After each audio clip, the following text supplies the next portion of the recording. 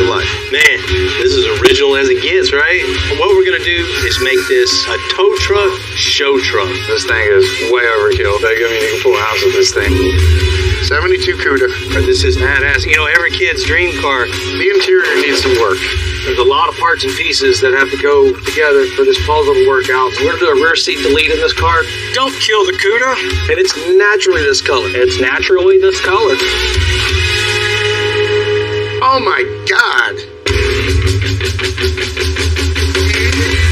I'm Bill Carlton. I built my first truck when I was 16. And ever since, me and my guys have been out here creating with our hands. Building the biggest, lowest, baddest custom trucks and cars in the game. People don't come here for what they need. They come here for what they want. This is Texas Metal.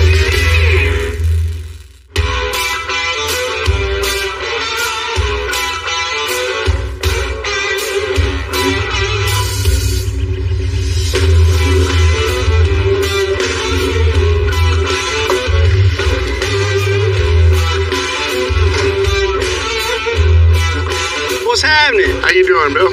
Richard, nice to meet you. Man, it's a cool looking car, man. I appreciate it. 72 Cuda. Man, you got the classic muscle car. This is badass. You know, every kid's dream car. Oh, it was mine. Right? It was mine. Always liked them ever since I was little. My favorite Hot Wheels car. This is kind of something that you always dream about. Being able to get the car that you loved as a kid and build it up and make it as cool or badass as you want it. How long you had this? I've had it for about 6 months. It's a cool looking car, man. I love the stance of it. I love the black, of course. You know, of course, it can always be a little lower, but that's just me. But, I understand. I mean, you had it for about 6 months. You're riding around, so it runs good, drives good. Just what's the issue? Well, the interior needs some work. It's pretty stock, and not much of it works. It needs to be updated. Driving around on it, the interior, it kind of makes me feel like I've had the car since 1972. So your only issue with this is just mainly interior? For now, yes. Shoot, let's check it out. All right. You know, I definitely see what you're talking about. I mean, don't get me wrong, this is a good looking car. I mean, it's in really, really good shape. Yeah. But, you know, early 70s. That's true. Has a lot of plastic. Yeah. I mean, same with the door panels. Yeah, the door panels too. And definitely get rid of the plastic feel to it. And just give you some modern touches in it. Maybe do it in leather or something. Maybe a little black and some suede. I want to upgrade the whole thing, but still keep a little bit of the old school muscle car feel. Oh man, most definitely. I totally agree with that. Looking in this car, you see just plastic everywhere. It does have some style to it, but for as cool as this car looks, it could be way, way, way better. So what's bothering you on the interior? Really, the interior here is not enough bucket in the seat. They're sliding around a little bit. A little bit. And I wouldn't replace these buckets. Just maybe reshape them a little bit, change the foam. Still have that flow to it, but just a little more ergonomic. Yeah. More user-friendly and a lot of style. And the console, you know, you can't get your elbow on that. It's worthless for an armrest. And this whole plastic thing here, shading over the shifter, I know it's a classic Cuda thing, but I'm not... Give us some style, you know, some little more modern style to it, but still have that muscle car feel to it. You know, it's real cool when a person gets to the point in their life they can afford their dream car, go back and actually purchase it, drive your dream around, and come to a custom shop and really make that dream just expand and really come true. Well, if you're ready, man, let's go do some paperwork. Make it official.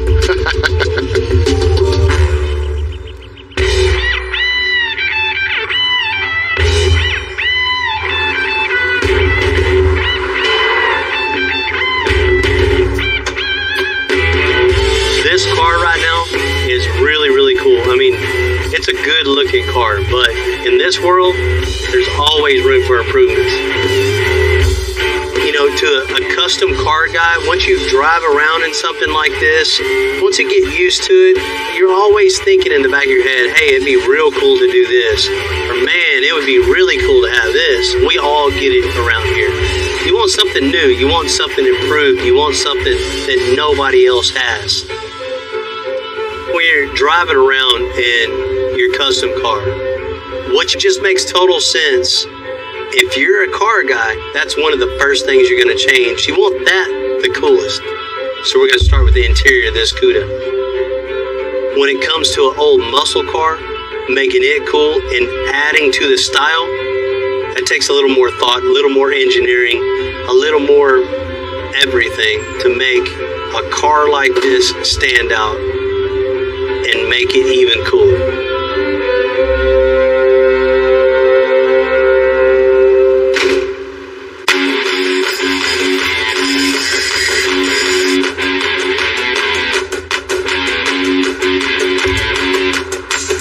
Johnny? Trying to look at this really nice car, see what's going on.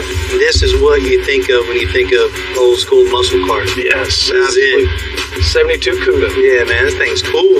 It's had a pretty nice restoration done. But, you know, it's stock. Custom car guys, you don't really like stock. No, it doesn't matter how clean and nice the stock is, it's still stock. Exactly.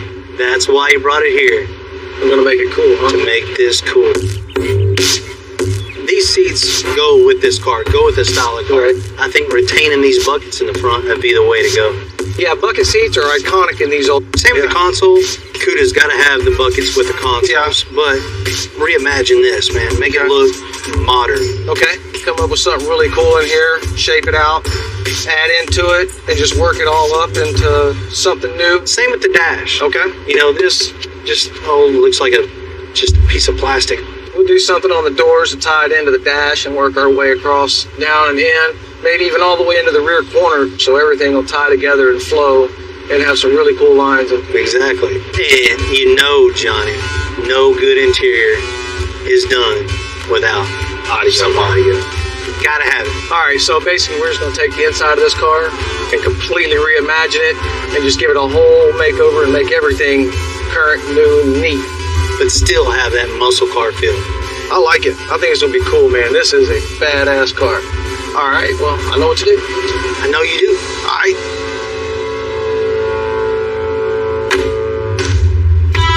This guy wants something that's more modern and up to date in this car, so we have to get all of this out and start all the way over from new because we don't do restorations around here. Take a little bit of time to get it all apart, but it's always worth it in the end. Easy. Don't kill the Cuda. Don't kill the Cuda. Takes a whole toolbox to take this thing apart.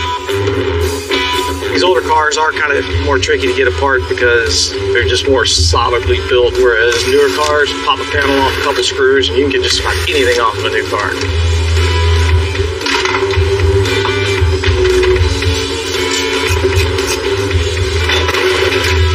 That's done and out of the way, so a few more things and we'll be ready to start building.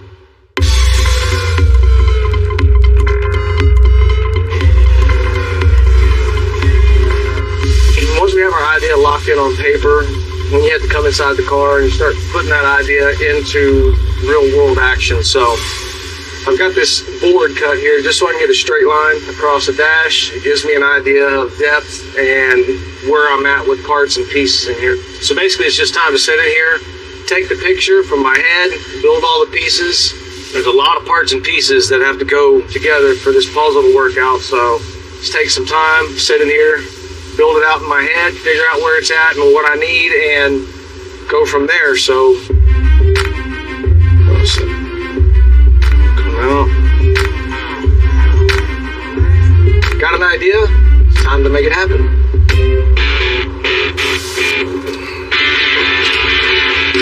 So next step I'm gonna do is I'm gonna take this piece of chipboard and start working out the profile of the dash, give me an idea of my depth and where everything's gonna need to lay out. So let's start getting something roughed in and finish working out our ideas. So I think that's gonna be the profile we're gonna work with. That's what we need.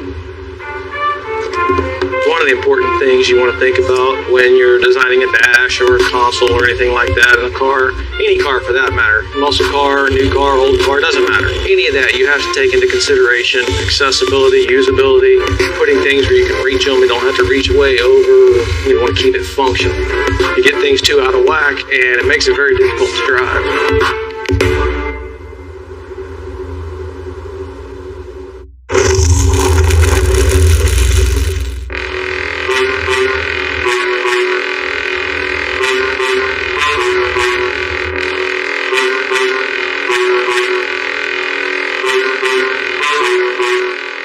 That 72 Cuda is just an iconic muscle car. The trick on this interior is to do a full custom build while also keeping some of that classic style. That's all right. It's the last of the ribs. We'll start laying it out, get the structure put together, and we'll start making all the fun bits. You know, there's a lot of things that you can appreciate about muscle cars. The lines, the stance, the sound, you know, pure power of them. I mean, personally, what brought me into this industry was mini trucks. I'll be a mini trucker at heart, but I can still appreciate on the same token the work and the time, the effort that goes in to building a really nice muscle car, a really nice hot rod. All right, it's starting to take shape. This is just going to be our base. We'll skin this. This will give us our base to work off of. Then we can add our cluster, center console, any trim or anything we want, along with our AC vents, defrost vents, all that can be added in right on top of this. So, like I said, we're just working to get the main structure in here. Once we have that, then we can dress it up. Case in point, the Cuda. It wouldn't be the first thing I'd pick to build. Still, it's here. I'm gonna put my heart and soul into building this car because this is the passion that the customer has, is for this car. So, just adapt your passions with their passions and make it all work together.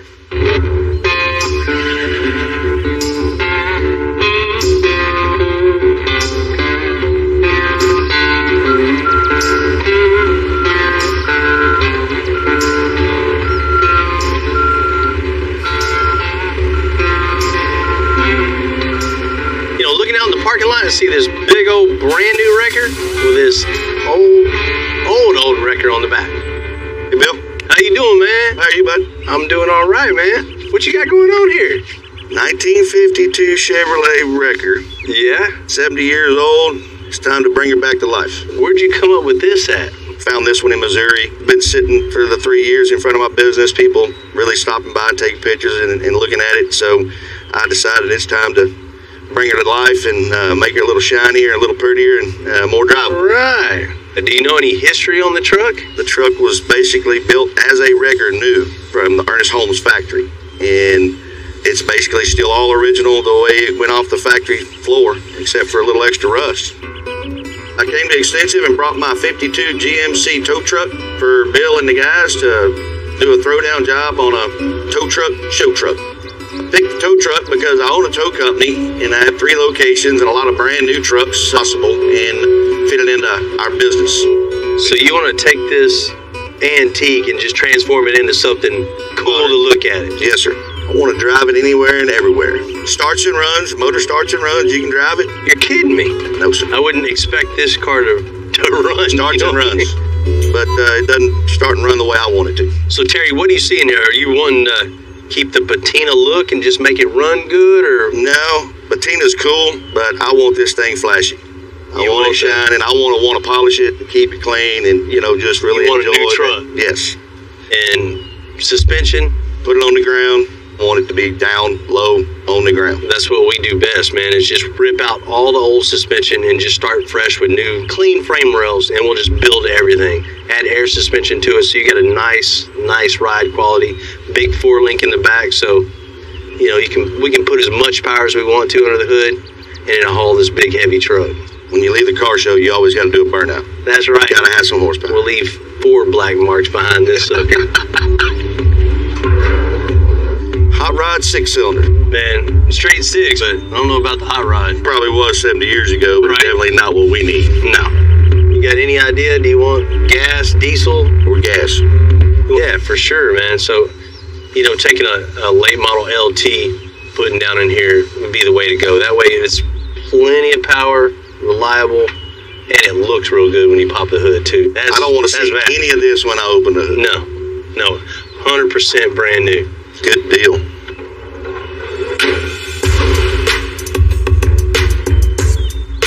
Man, this is original as it gets, right? Yes, sir. I mean, straight 52. I mean, even, what is... That is reflectors. They used as flares back in the 50s to keep cars from hitting them when they were on the side of the road hooking up a vehicle. Wow, there ain't much salvageable in here. Rip everything 100% out. Sounds good.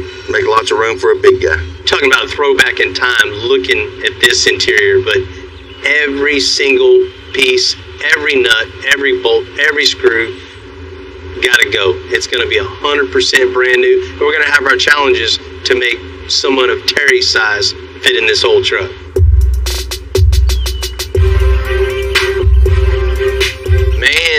Man. Looks like a mess. You don't care about any of this. No, not so much. I want it to still look like a wrecker and function to somewhat. It doesn't have to be exact look. So we can just rebuild the whole bed if we need to. Yes, sir. All right, now you're Keep talking. the same scheme, but just bring it up to today's world. I know exactly what he wants. You know, all in all, what we're gonna do is make this a tow truck, show truck. It's gonna be really, really cool. Fast, low, and tow. Terry, man, stuff like this gets me excited, man. I love working on stuff like this. This is gonna be a cool project. I'm looking forward to it, Bill. You know, projects like this are what I like. You know, this project's old.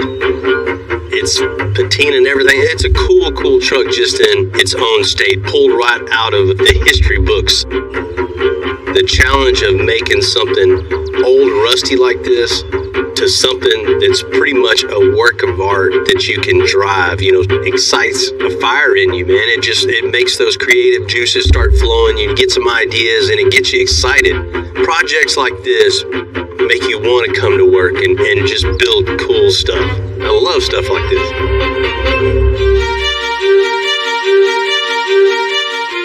Every project has its set of challenges, but a project like this has many challenges. I mean, and just getting back and getting the overall feel of the project and making the proportions fit right. Every aspect of it is a challenge all in itself.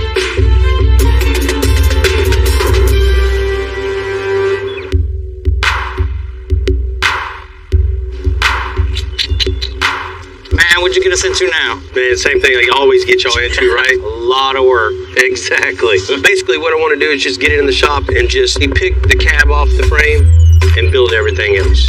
Okay. I mean, by the time you weld up all this, modify it, body work it, man, it's just not feasible to use anything here. That was going to be my first question. Is if we're keeping that? Yeah, definitely not. Nah. I mean, Jamie can go shrimping with it. So we'll build everything from scratch, from the chassis, suspension, you know, the wrecker bed to the custom boom, everything. So you want to do like a heavy-duty frame on this thing?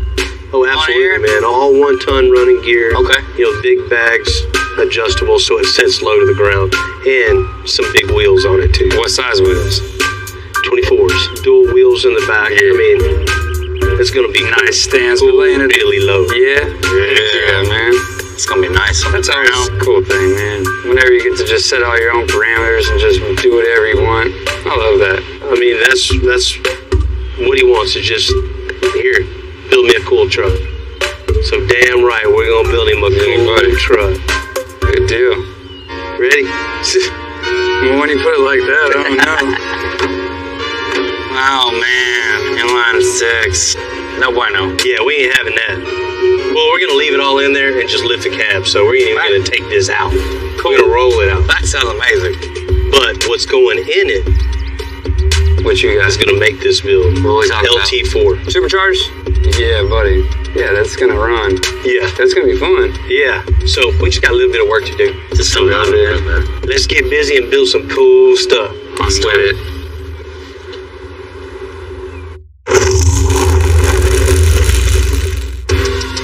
This 52 record has just been essentially sitting on the side of the road in all the elements for some time now. So we got to tear off all the bad, which at this point is pretty much the most of it.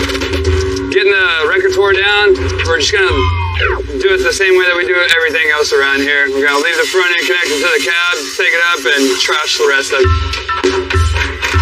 The challenges with this are getting all this rusted ass bolts off of here. I've been on here for 70 years, so. Just it back like this, it won't spill. I gotta cut the steering column and get these front core support bolts loose wherever I can find them.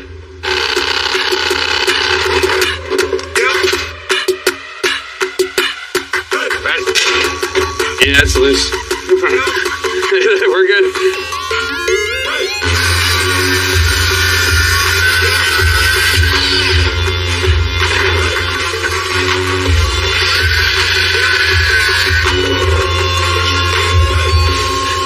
Ooh, the fan right there, it's gonna catch them. No, we're good. No, we're good. Everything's good. Cool. That was too easy.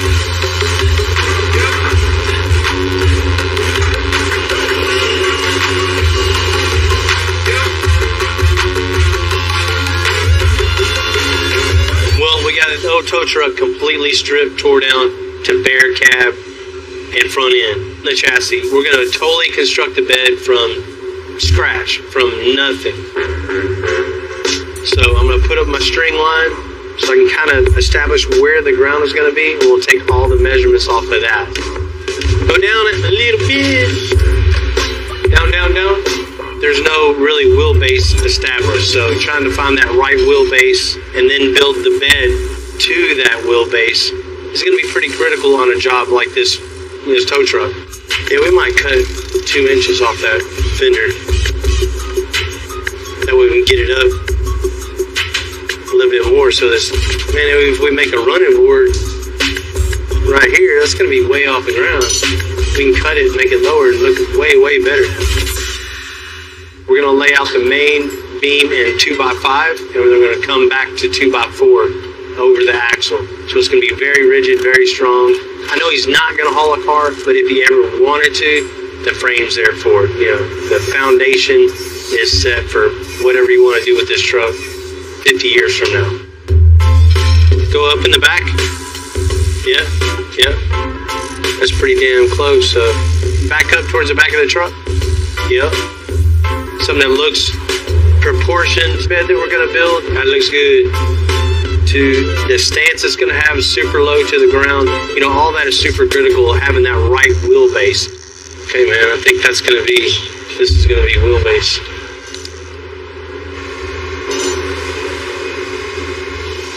So on this, we established, you know, the wheelbase that I want to go with.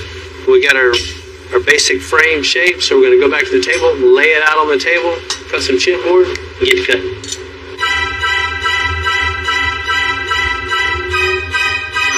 Old muscle cars like this 72 Cuda were just a lot more roomier than today's cars. You know, that's a whole lot of space for John to fill with that custom interior. So we got the center monitor, placed where it needs to be. Now we're going to work on getting our console built underneath it and around it so we can tie into it. So I've got the sides of the console already cut out and ready to go. I'm going to curve them so we can get some shape to it. Once that's done, we'll start putting it all together, get it in the car, and keep working.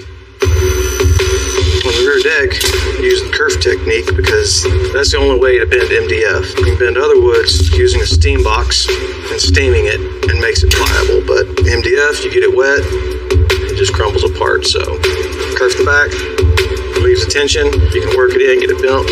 And all right, we got our console in place, everything's laid out nice, know where my monitor is going to go, so I'm going to get this set back up in place, get where it needs to be. Next step, just to box in around it, get it tied into the dash, work it down to the console.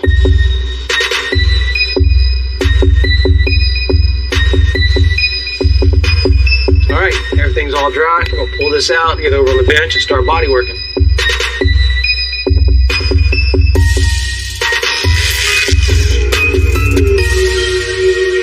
Right. Last fit. Perfect. Section of the dash is done, bodywork and ready to go. I've got the pod made for the instrument cluster, so now I'm going to get it in place, get it mounted up, get it lined up nice and straight, and we'll start bodyworking this to the dash. Okay. Keep standing.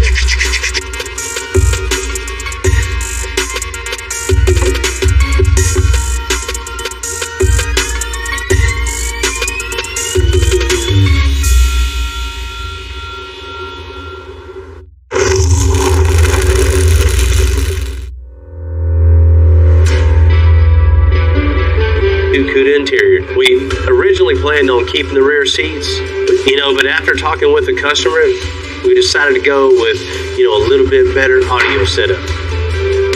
So the next project we're going to work on the Cuda is the rear seat section. We're going to do a rear seat delete in this car and build something really cool back here.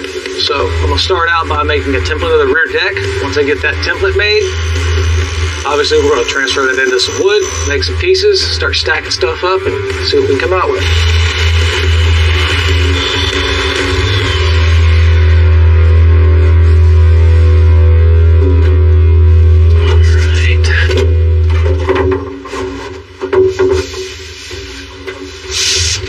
There's the first piece of the puzzle. Got the base down, so basically this base is going to turn into a template. I'm going to use that to make all the rest of the pieces for this rear deck.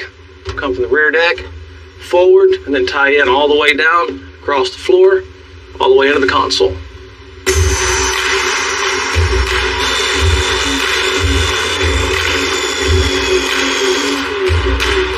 Alright, so now what I'm going to do to help get my shape, give me some chipboard, get that glued in here, fiberglass over it.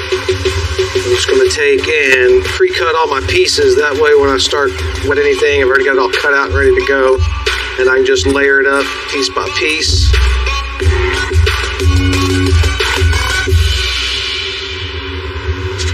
That's going to be a fun one to do.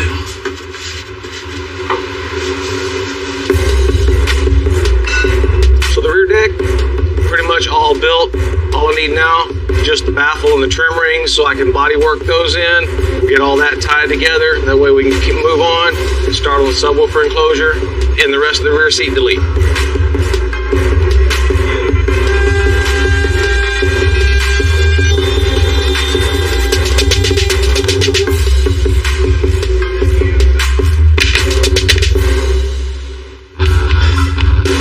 Building all this stuff on the computer, drawing it out, letting all the machines make your parts. It's interesting and convenient, but I still like the feel of being in a car, making the pieces by hand, and actually bringing it together piece by piece. Knowing that you did that with your hands and that came out of your head is way more satisfying than cutting all those pieces and letting the computers do everything. So they might try to take our jobs, but ain't it? All right, everything's dry, ready to go. Let's take it out and start body working.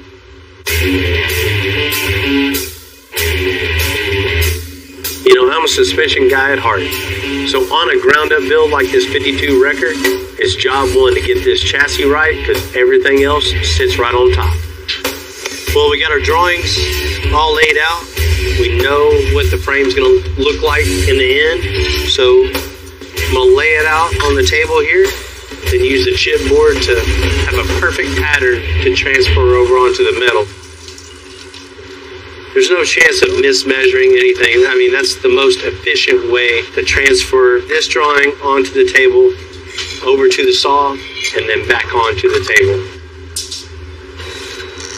There we go. All right, so as you can see, we started off with our frame on the table. Got all of our little chipboard templates here. Transfer it to the metal, make it easier on ourselves. Just make a line, mark it out, whatever we got to do. Get them all cut the same exact way. Get them over here, clean them all up, and start building our frame.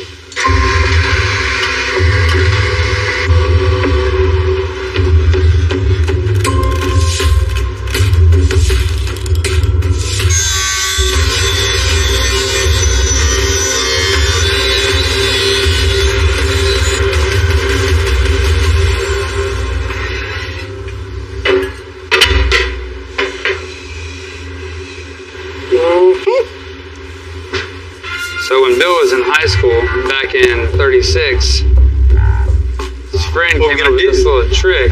What we're gonna do is run this string to make sure our, the frame is so long, has joints in it. We're gonna see if it's perfectly straight. I mean, pull a string super tight, you got a perfectly straight line every time. So I'm gonna run a string all the way down from end to end, and then we'll have washers in between it to lift the string off the tubing just that 1/8 of an inch. So then we know the frame is 100% straight.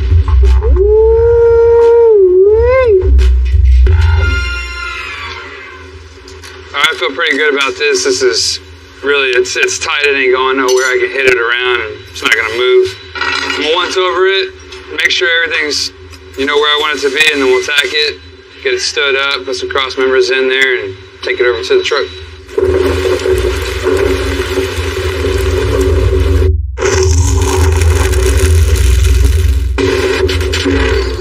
When we're building a custom chassis like the one that's on this 52 record, we tend to overdo it.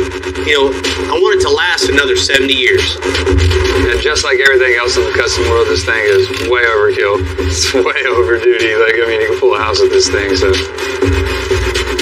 We established the wheelbase, now we're gonna build a 2x5 frame. All right, first things first now is fit up, tack it, throw a couple stitches on it, make sure it's good to move around. The cool thing about this one is going to be just that it's different than the rest of them.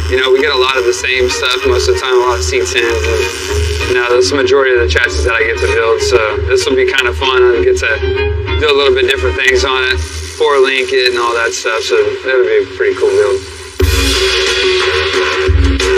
All right, now that I got it stitched up, I'm going to make our truss now. I'm going to go grab some 2-inch pipe, clean it up. So ladies, this is actually probably about 200 pounds, that pipe right there.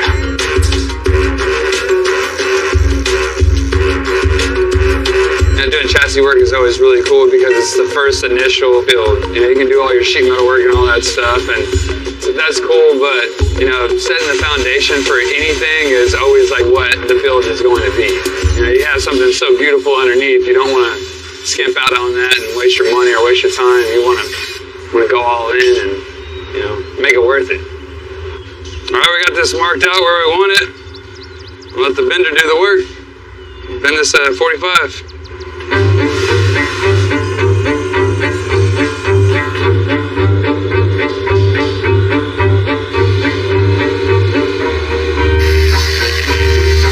I'm an instant gratification guy, but ground up builds like this record, they take patience, not to mention a lot of hard work. We started with this frame, and that's going to give us all the strength and rigidity that we need. From there, we're going to go on and do custom suspension, and then a bed, and then on and on. I'd like to see it done tomorrow more than anyone, but that's where the patience comes in.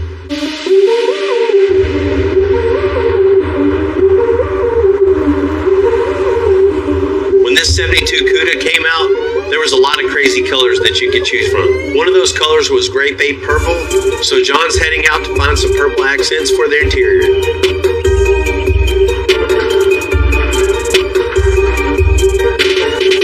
Hey, what's going on, Greg? Hey, how's it going? Good to see you again. Yeah. What you after? Every now and again, needing some wood for his cars. It's great to see our wood used in such beautiful projects. We're doing a 72 Cuda, and the guy wants to pay homage to Mopar. And honestly, I can't do the grape ape that they do. Sure. So I'm thinking dark purple, and the Purple Heart being naturally purple is, I think it's going to be perfect. Huh? So Yeah. I brought some templates and figured I'd come through and see what you had and try to match something up. Okay. Yeah, sure. We got some purple art right back here. Awesome. Right in here. Look at that. And it's naturally this color. It's naturally this color. Real nice hardwood. This first section of Purple Heart is their milled lumber, which is great, except for it doesn't fit my templates, so let's see what else he's got. We got some boards that will be right up your alley. Man, look at that. That's a nice one. This Purple Heart is going to be our statement piece inside of this car. Everything else is black, but that purple is going to pop against that black and really stand out. Not to mention, it's going to tie back to that Hemi purple that the customer's looking for. That's gonna be perfect. I mean, I don't need all of this, but I can always find a use for it. Sure thing. Not to mention, though, I get to make something else out of it, so pretty stoked about that. I like it. Okay. I'll take that one.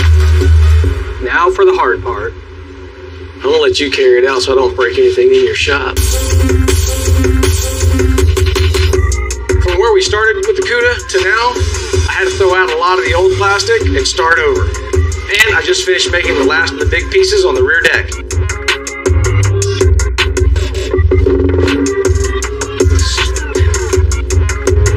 All right, perfect fit. Now just everything else. Yeah, let's do it. It's all the little detailed things at the end that take a lot of time and patience. Like installing the carpet, which is a little bit more challenging on this one. I've got the floor all flattened out, foam smoothed, got the jute padding in it, it's looking great. So the next step, get the carpet in here, start laying it out, getting it cut in, heat formed and glued down. So then I'll be sanding down all of the pieces I made and wrapping everything in leather. And only then can I get to installing it one last time. The types of vehicles that come into the shop, they're from one end of the spectrum to the other. You know, from muscle cars to vans, trucks, lifted trucks, mini car tells its own story. Every vehicle has its own voice. And once you get into that vehicle and start designing and working with it, it kind of talks to you and gives you those ideas that you can carry that into the inside of the car and complement the rest of the car with what you're building. Sometimes utilitarian, sometimes over the top, sometimes clean, classy. Really, it just depends on the style of the build that we're after. No two cars are the same. We don't build the same vehicle twice around here. Every one of them's different. So to be able to sit back, look at a car, get a feel for it, and know where we're headed with it, and adapt to that, and just bring that to life inside of the car really just hits home. That's the reason I wake up and come in here every day.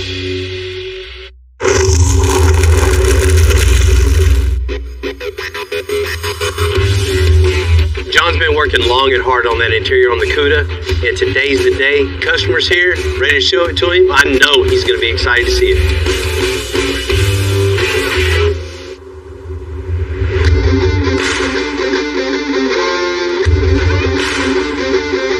How you doing? What's happening, man? I hear you got something for me. Man, I do, man. How you doing? I'm doing well. I can't wait to see the interior of this old car. Oh, John's been working hard back there. Well, John's a magician, so... Exciting day for me. Got a call the other day from Bill. He said my car was ready, and I can't wait to see it. Say, Johnny. Oh, hey, what's going on, man? How you doing, John? Man, I tell you what, I've been working day and night. You got here just in time, though. Why don't you check it out? Open that driver's door. Oh. Damn. When you said you were going to wake it up, you woke it up. Yes, sir. That was the plan. Oh, this is awesome. Oh, this doesn't look anything like the old school one. Oh, I love it. Awesome. Love it. I don't even want to get a fingerprint on it anywhere. When I opened up that driver's door, holy cow. It looked nothing like it used to look. He did a fantastic job. He did exactly what I wanted him to do to it, and I couldn't be happier. Started out by ripping the entire dash out and built that straight from the beginning. There was nothing there. So you guys took the whole original dash and just tossed it away and built that all from scratch? Yes, sir. Found a really cool dual screen setup that is an LCD display. So it's very modern looking. Your center screen is actually a touch screen. It controls your AC. It'll have your audio. Can't even imagine what it's going to be like driving this thing. It's going to be like driving a new car. This looks nicer than most new cars, tell you the truth. Center console, bringing that color down into the console all throughout the car. That Purple Heart wood, that was just a nice touch, and just, it wakes up that whole interior. It just completes the whole inside of the car.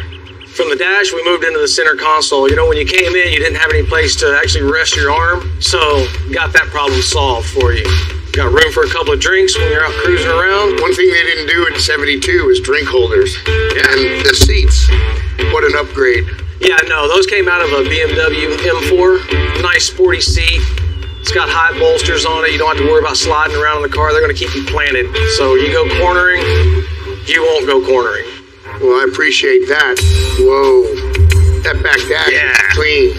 So yeah, that rear deck is, it's fully sculpted from top to bottom. Basically made it modular, give it some depth, some feel, some life instead of just being flat and plain. Everything's got movement to it. There's nothing just sitting still back there, kind of like the car. The car, when you look at it, it looks moving. So we had to do the same thing inside the car and get everything flowing with the body lines of the car. The rear deck lid is amazing. I love the fact that he got rid of that back. Tell me about these speakers.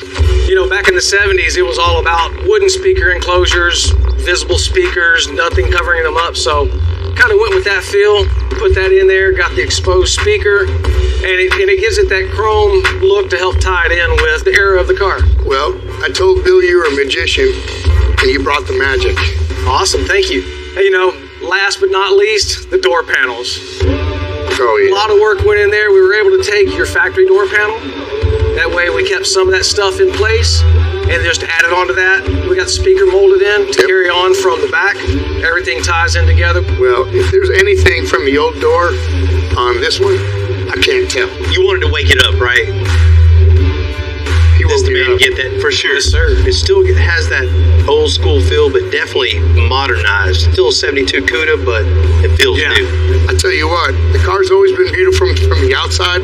Now it's beautiful on the inside. Yeah, Like my heart. Overall, he did a fantastic job. There's nothing in this car that I'm not totally jazzed about. I can't wait to get it out on the road and drive it. Now the inside of that Cuda is prettier than the outside of that Cuda. And that's pretty hard to do with a Cuda. John Orr, he was just blown away. All that old plastic's gone, no second life. Now it's time to give it that third life. A new chase rack tied in to the rack up on the roof and to the new tailgate. It's a 52 record. This is the one that they're building the frame for right now. That frame should go underneath that in the morning. Heads or tails? Way overbuilt. That's just perfect. Speaking of, here he comes. Woo! Baby running.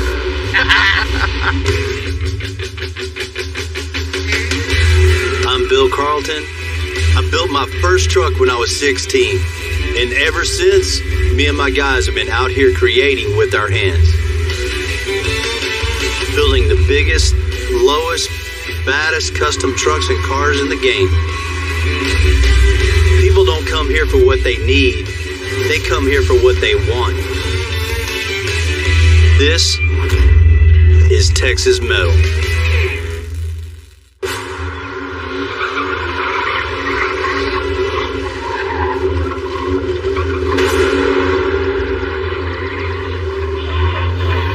Stress reliever. On the way to lunch sometimes, you might just randomly take a left, just go off-road, go jump some stuff. Just have a good time. And Bill having all the fun. Just clears your mind and start the rest of the day off on a different note. And of course, one of my favorite vehicles to do that in is the orange Baja truck. That thing takes some abuse.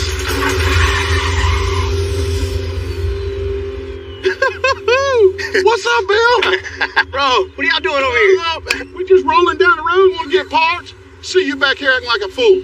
Sometimes you get a little stressed out at the shop, man. You just got to blow off some steam, right? Hey, we know all about that. I can't believe this thing is still kicking, dude.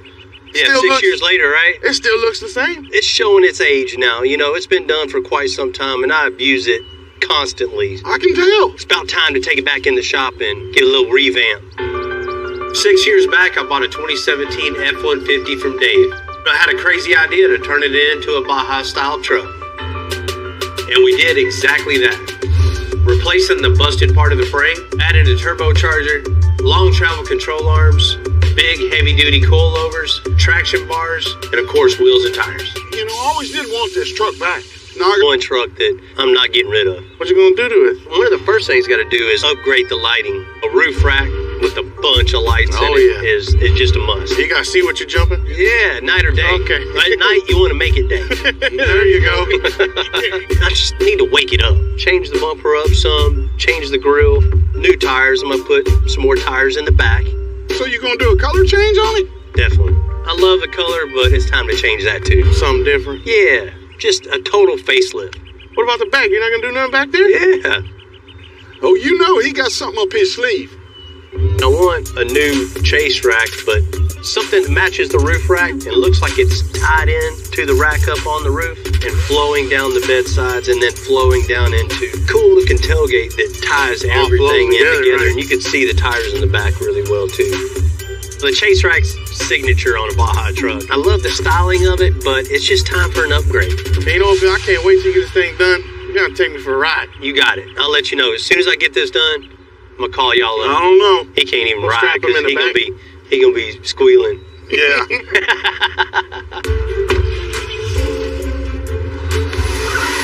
Oh, that turbo sounds good too. Yeah.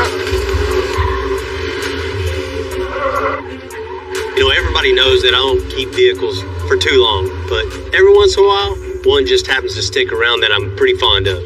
Not every vehicle you drive can do what it does. This has a V8 turbocharged. I love getting behind the wheel, feeling the power. Man, it's fun to drive. I built this truck out of nothing, a wrecked up F-150, and just turned it into something real cool, something I'm proud of driving it up and down the street. But it's showing its age, so if I'm gonna touch up a couple things, I might as well just touch up a couple things, right? I gave this truck a second life. Now it's time to give it that third life.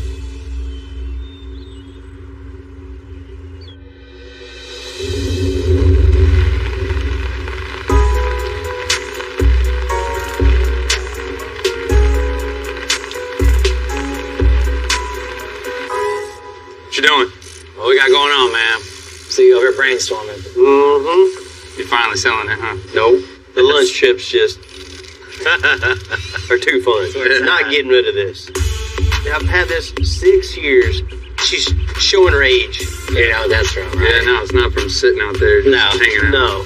Definitely gets abused. Yeah. And if I'm gonna keep it, you gotta make it look good, right? You know, all my cars are black. Looks totally out of place in my driveway. Your friends are over.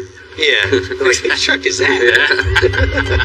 It's gotta have accent color too. What color you think about? Gold. He's on this gold kick lately. Everything's gotta be gold. Everything gold? Right. Everything gold. You already know. You already know. It's always lacked lighting too. So we gotta add a lot more lights. So I wanna add a roof rack. Okay. And then have a bunch of lights up on the roof.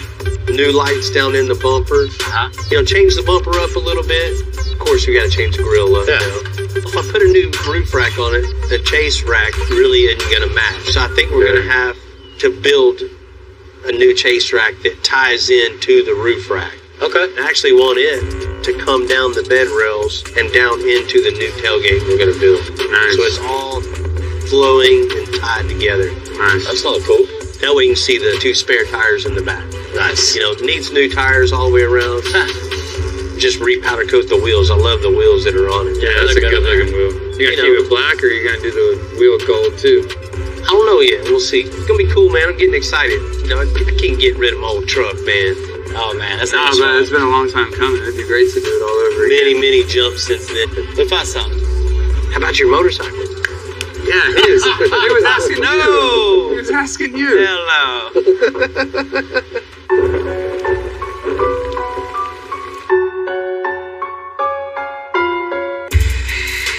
There's so much caked on mud, you can barely see the suspension or the frame. So before we tear it all down, I'm gonna get the guys to clean it all off. Look at that pillar right there with the tires mashed on it because it's been watered up in the thinner well. Man. I remember building this truck 6 years ago and I fell in love with it right away, you know. I mean, it just had that Baja look, always been in that kind of style of truck, and it's actually when you get out there and beat up. I can't tell you how many tires I've changed on this thing. Broken windows to putting Band-Aids on it here and there. I mean, we've abused it, and that's an understatement. I think I remember putting these lights in. So you're the one to blame. Yeah. Pulling this truck all apart definitely brings me back to, 6 years ago when we were building this for the first time. Everything's holding up pretty good. We did it, buddy. Considering what all I... You come this way, Andy? There you go. Oh, it's broken. Yeah. Out of all the jumping and all that stuff over the years, that's the only crack that it has right there. Split right there. Yeah, did you have to straighten this frame? Yeah. I didn't work on this one. I remember it being just completely smashed. It was like the cab, that was it. And then it had big rails coming out of the back of it, and then it turned into the stock frame. I remember that.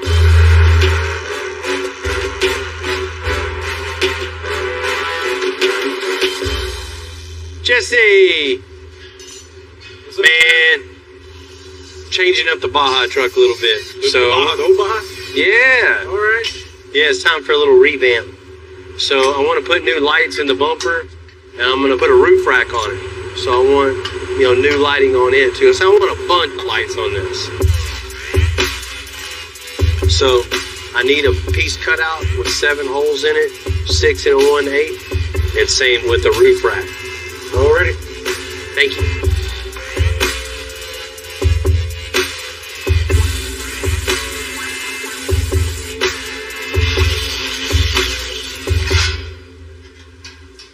So now we're gonna go ahead and put the newer style round lights, but it doesn't fit. So I gotta have to cut the bottom of this bumper, cap it, then we'll be able to put this piece that Jesse burned in there. Our round light should fit.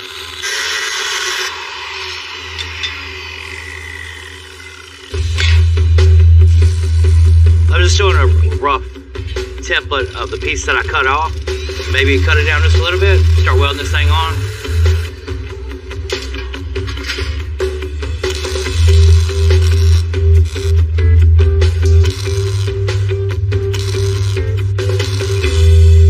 So I made some tabs, bolted them up to the light. Now we can stick the light in the position. Go ahead and tack it on. Find exactly where we want it at. Weld it out. That's gonna be done for our light bar.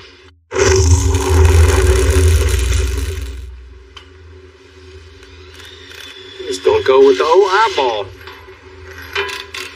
Yeah. One of the benefits of driving this Baja as much as I did, I get to see all the strengths and all the weaknesses. Driving at night, it just wasn't bright enough. So this time around, I'm adding a whole lot more lights. This is going to do the trick. Love it. It's going to be bright. Want the rest of them? 6-8 years ago, all the lights were rectangle, square. That was the trend. But now, everybody's kind of getting away from that. It's going back to the old school round lights. Great. This is exactly what I was talking about. It's gonna be very, very, very, very bright. I can't wait till you're in front of me on the way to work in the morning.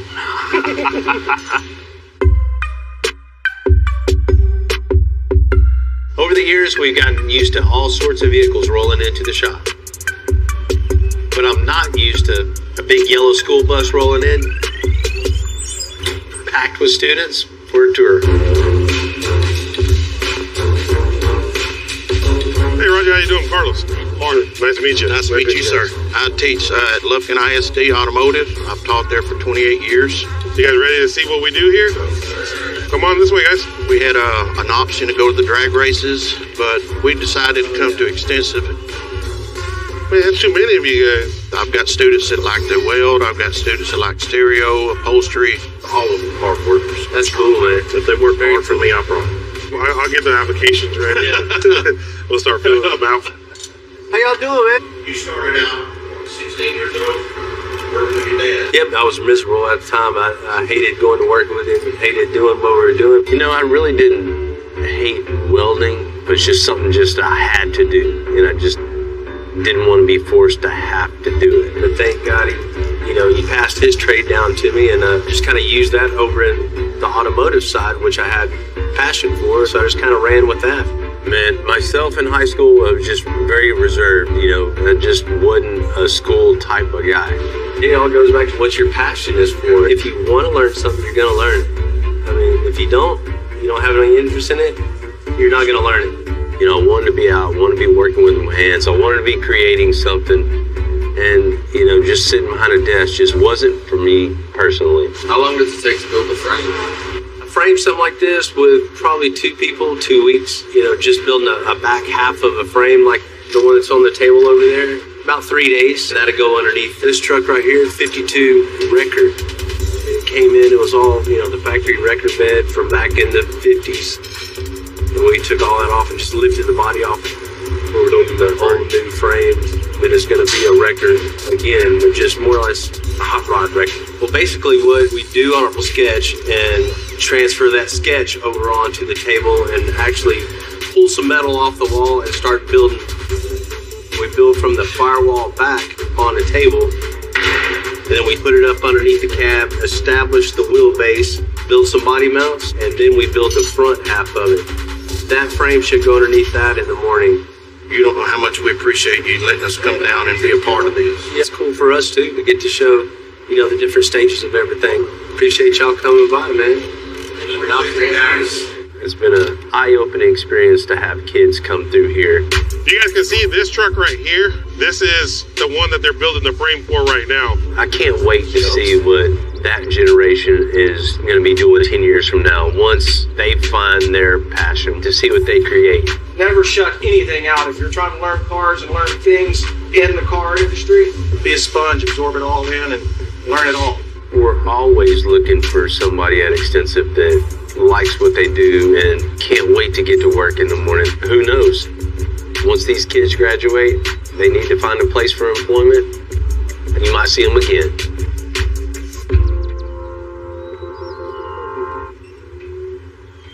Ready? And from there, we can get it up underneath the cab. It's like a 30-second off. Damn. And start working on the suspension. Yeah. Tight.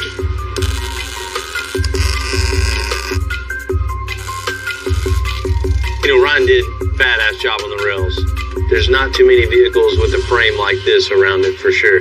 The transition between the 2x5 up to the 2x4 with the truss under here is super, super strong. The next step on this is tying in the back of the frame together.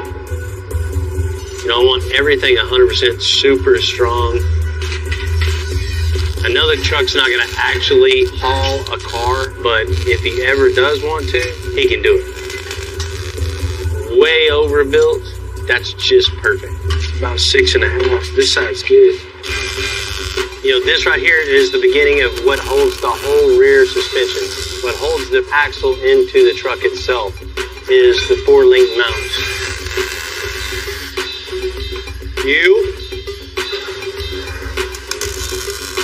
It's going to have air suspension on this. That's why it's a big oblong shape here. So that big drive shaft can go all the way through and still have that movement to articulate up and down. There's a lower 4-link bar goes here to the bottom of the axle. All the torque of the engine, it all goes through this point right here. So this has to be one of the strongest points on the whole suspension itself. Heads or tails? That's on the money, man. That's how you do it. The next step is getting the rear end in place. We're going to kind of aim the pinion at the rear of the transmission, and that's going to establish the pinion angle. Once that's done, we start building suspension.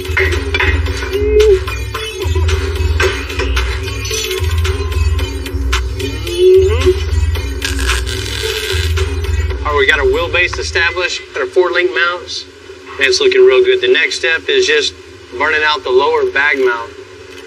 That way we can have our plates and be able to weld them right onto the 4-link tabs themselves. And that'll tie everything in all nice and together. So it'll be a super strong base for our airbag, which is going to hold all the weight on the whole truck. So I'm going to send these over to Jesse, have him burn out a 1/4-inch plate for me, and we'll have some nice, cool, strong bag mounts to weld right onto the 4-link tabs.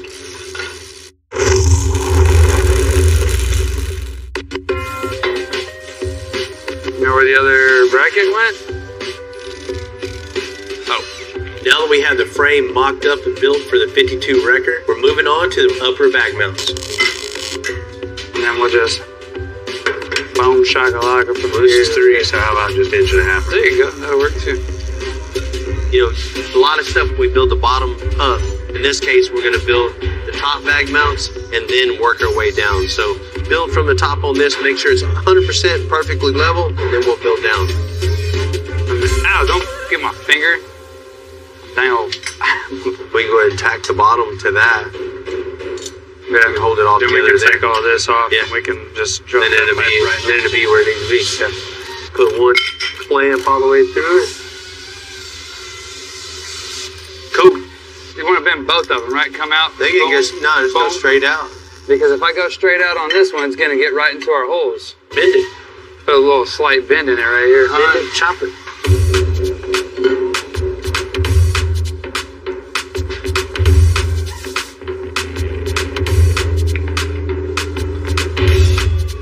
Jesse, can I come over?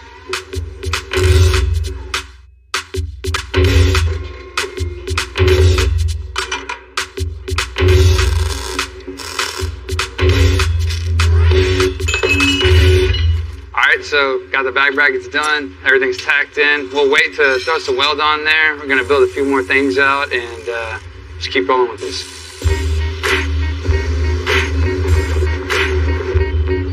I've been known to be a little hard on my vehicles. That couldn't be more true on that 2017 Baja. One of the things it really needs is some new tires. So I'm gonna get my boy Billy to get me hooked up and get them mounted. I can't remember how long, but I've known Bill for a long time. He's hard on everything. But when it comes to these beadlocks, this works well for him. The beadlocks will ensure that he can get home safe, get back to the trailer without a tire falling off of the wheel. So what we'll do, come over here, break the bottom bead down. Everything about this tire is just tough. So if I can get some lube up underneath that bead and let it drop back down, now it's lubed between the bead and the wheel. So now when I go back on it, many times it's a little bit easier and it'll drop off that rim flange. Use lube. It makes your life easier, makes the machine last longer, less chance of scratching the wheel. So what we'll do is we'll also replace this valve stem. It's just always good to replace the rubber. Rubber deteriorates. The last thing we'll do is do all this work. You go down the road and your valve stem breaks because we didn't do a simple 1 minute replacement on a valve stem. Now what we'll do is line this bead up on top of this. Make sure it's all in there. And go and put that ring on there with the new bolts. What we're gonna do is put all these in. It's best that you go in a circle in these bead locks because you don't really want to go in a star pattern like we do on everything else. You can pinch a tire if it's not under the flange here for the bead for this outer ring to clamp down on the tire.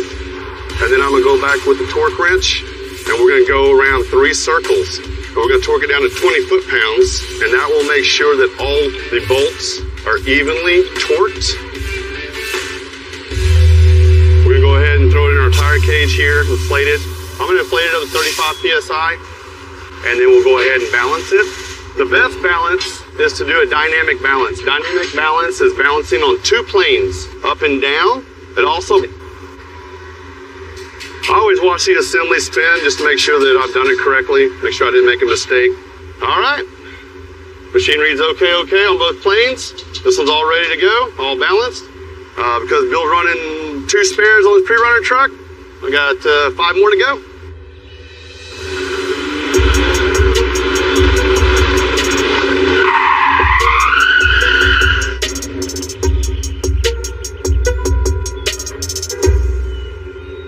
You ready?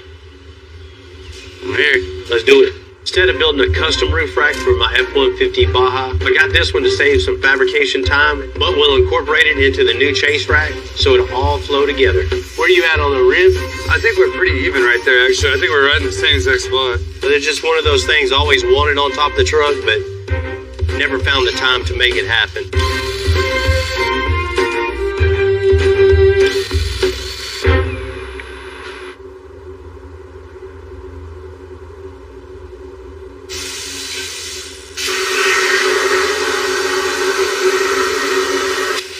The chase rack we're building is going to go from the roof rack all the way back to the tailgate. So I'm going to start out building bed rails. We're going to bend them so we can cap the bed sides, bed front. And I'm going to start filling in the back of the bed.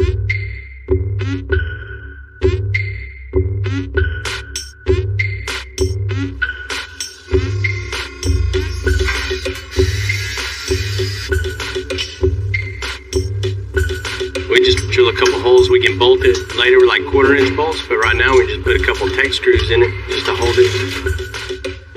What is this one for here? What is that?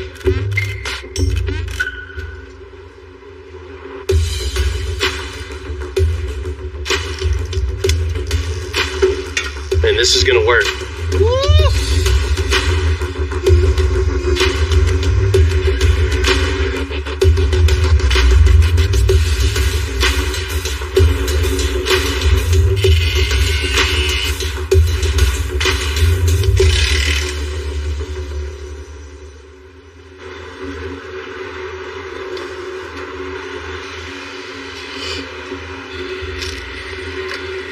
This is the layout I think aesthetically is going to look the best, you know, tie everything together. So I'm going to have Jesse cut out 4 plates just a little bit and bring them in a little bit closer together on the top so it's not the same thickness. You know, it gives a little more style to it.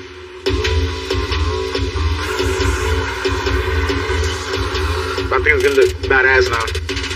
After I finish cutting these side pieces, I'm going to just take them off the plasma table, clean off the slag.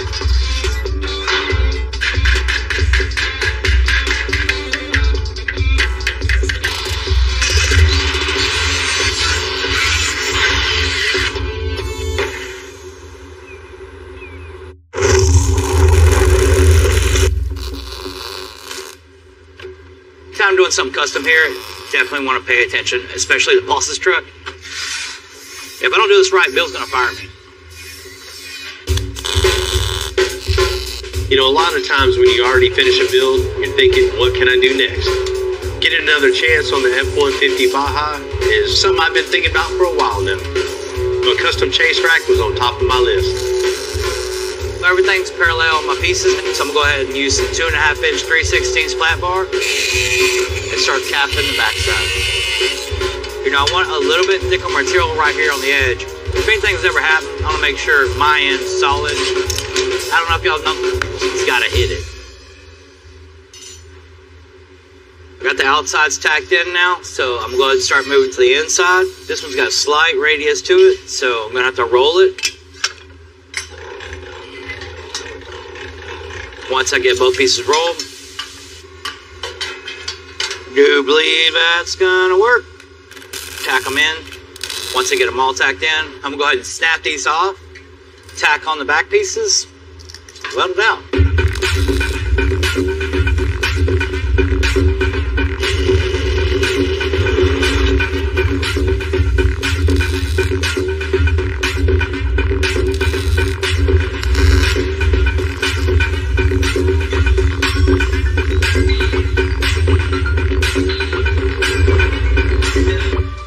He's like, I know you got some treats for me in that pouch.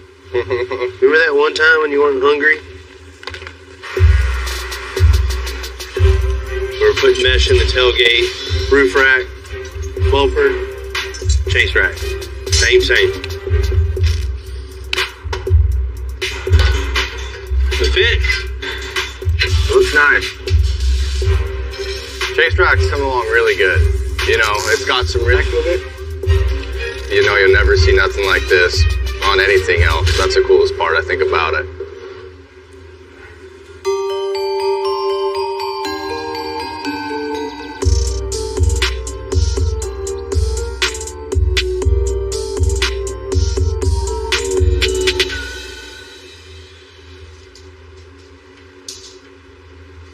Now, I probably shouldn't be working on my own car right now, but that's the perks of being the boss. I want the tailgate gone, you know. You see Baja trucks, they don't have a tailgate. You see what's in the back. I just want something a little bit more of the off-road look. We're building a chase rack, we're building some style into that. And I just want to carry that same styling back into the tailgate. So just trying to get back and really look at what works the best, what ties the tailgate into the chase rack and ties the whole truck together from front to back.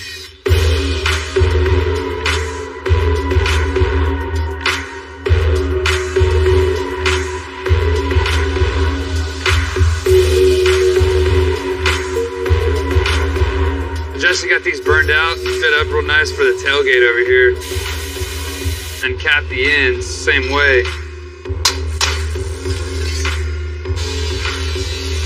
Alright, so I got these pieces bent up, they fit good in here. I'm gonna give it a few tacks, get that kind of fit in there how I like, and then work on the outside.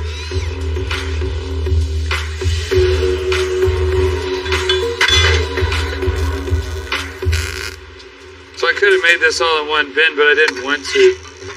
I'm just gonna take some flat bar now that that's tacked in. Get a really hard edge right here instead of having that round edge that doesn't follow the flow of anything else that we got going on. It takes about 15 extra minutes, but whatever. It'll look better in the end. They'll look super cool whenever we get them all cleaned up and everything. We got this mesh piece that's going to go on here and matches everything else we got going on with the front bumpers, the roof rack, the chase rack, the whole nine. This being on the tailgate is just going to tie all that in, keep the flow of everything going, and keep this dude happy.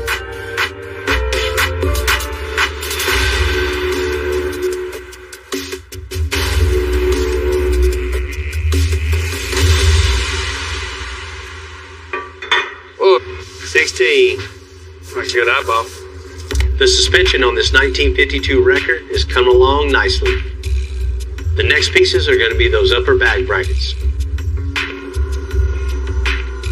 And that's the way the cookie crumbled.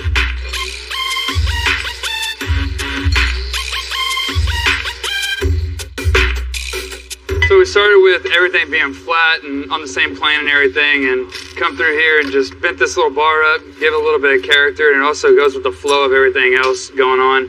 You know, 45s everywhere or a nice roll. This is also, you know, my upper bag bracket too. So this, you know, going to be able to hold any weight that he decides to put behind this thing. We'll add another piece in here, you know, keep the flow going.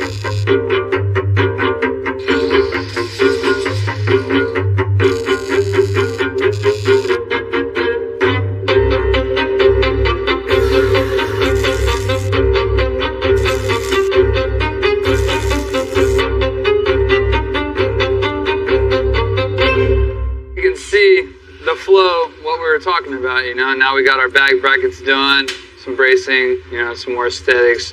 Also goes into the structure of everything, but it's looking really.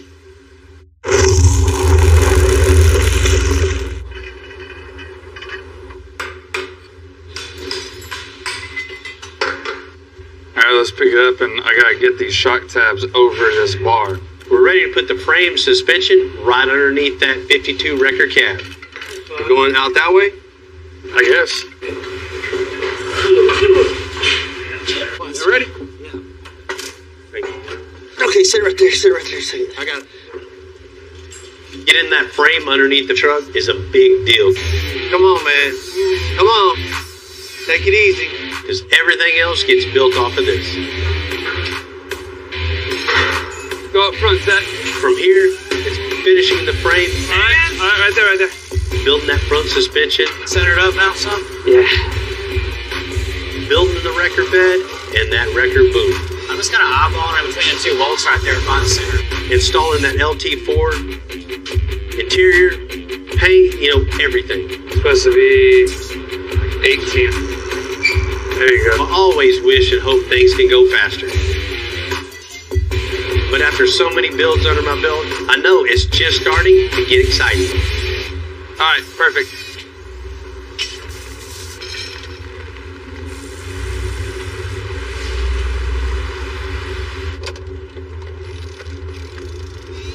Man, you right on time. Bill, how's it going, man? What's up, Billy? Good to see you. Billy's shopping off the wheels and tires for the 2017 Baja. All right, so we got you all fixed up. Got them all mounted. Got the V-locks all locked in. Went ahead and got them all balanced for you as well. Was it a pain in the butt? I know some of them bolts had to... little bit of work, but it wasn't too bad. They're balanced so good, they're going to ride like a Cadillac until you hit the trail and put mud on them, so... Yeah. But it'll be good. good. Do that. Yeah, you ready to unload them? Yeah, man. All right. Appreciate you, man. Anytime.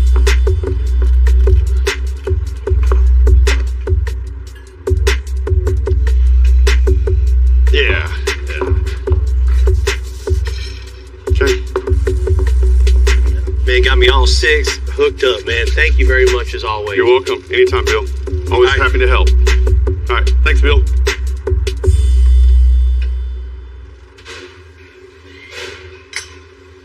anytime you're building something on the outside of the vehicle, especially when it's as big as the Baja Chase Rack, your eye is definitely going to be drawn to it. So it's really important to make sure all those lines are perfect from the top all the way down to the tailgate.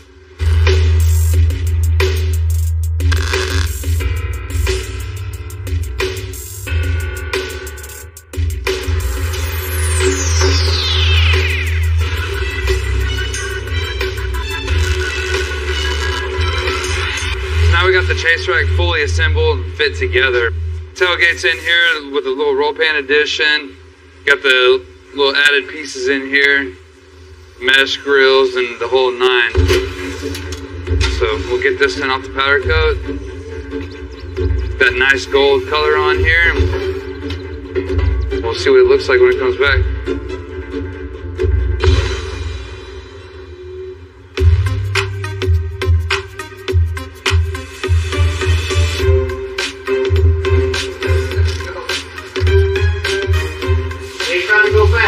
You know, the thing that really stands out the most on that Baja is the color.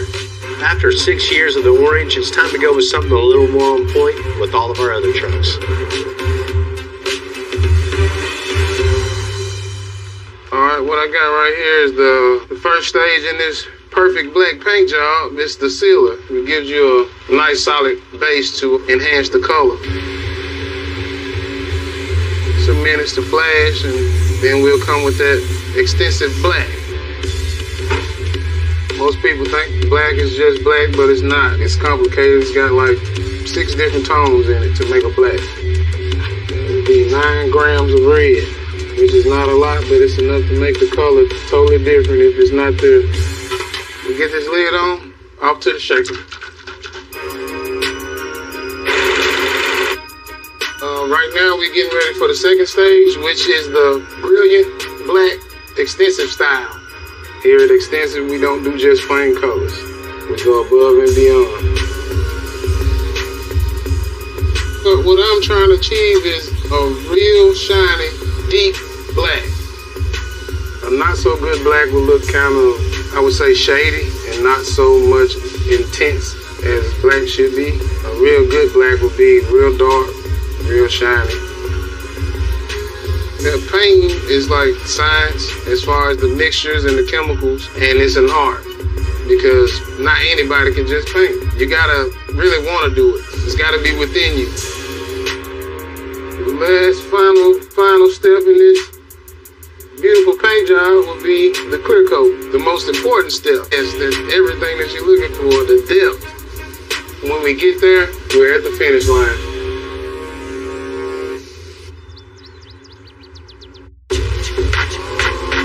I've known Bill for several years. I remember going over there, buying oxygen acetylene from his dad, and I literally watched him grow up. And once again, we got to come and save Bill's ass. I introduced Daniel to Bill in their younger days, and you know, Daniel ended up getting a job there. Now, Daniel's with me, and we're working together, and we branched off on our own. Bill, he does a lot of custom work and one-off stuff. We're more into the 4x4 Bud Light. Bill's definitely been an inspiration. He's always pushing the bar, you know, and I do the off-roading, and it makes me push my bar, and, you know, he's ventured off into off-roading things, too. We try to help one another out. We try to work together. He's just been a real good friend. You know, sometimes Bill will call us needing something. I said, Bill, don't call. Just come get it. You know it's here. And, you know, that's the best part of being on the north side, man. We all like one big family. We all got different styles and different tastes, but when it comes time, we all help each other out. Thanks. Anytime, Bill, anytime.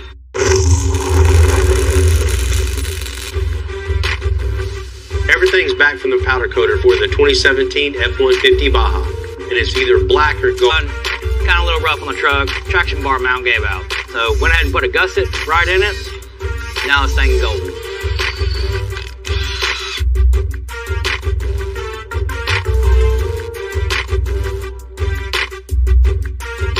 The Baja's been just a fixture at the shop. You know, it's a truck I just really like. I've just had a lot of fun with it.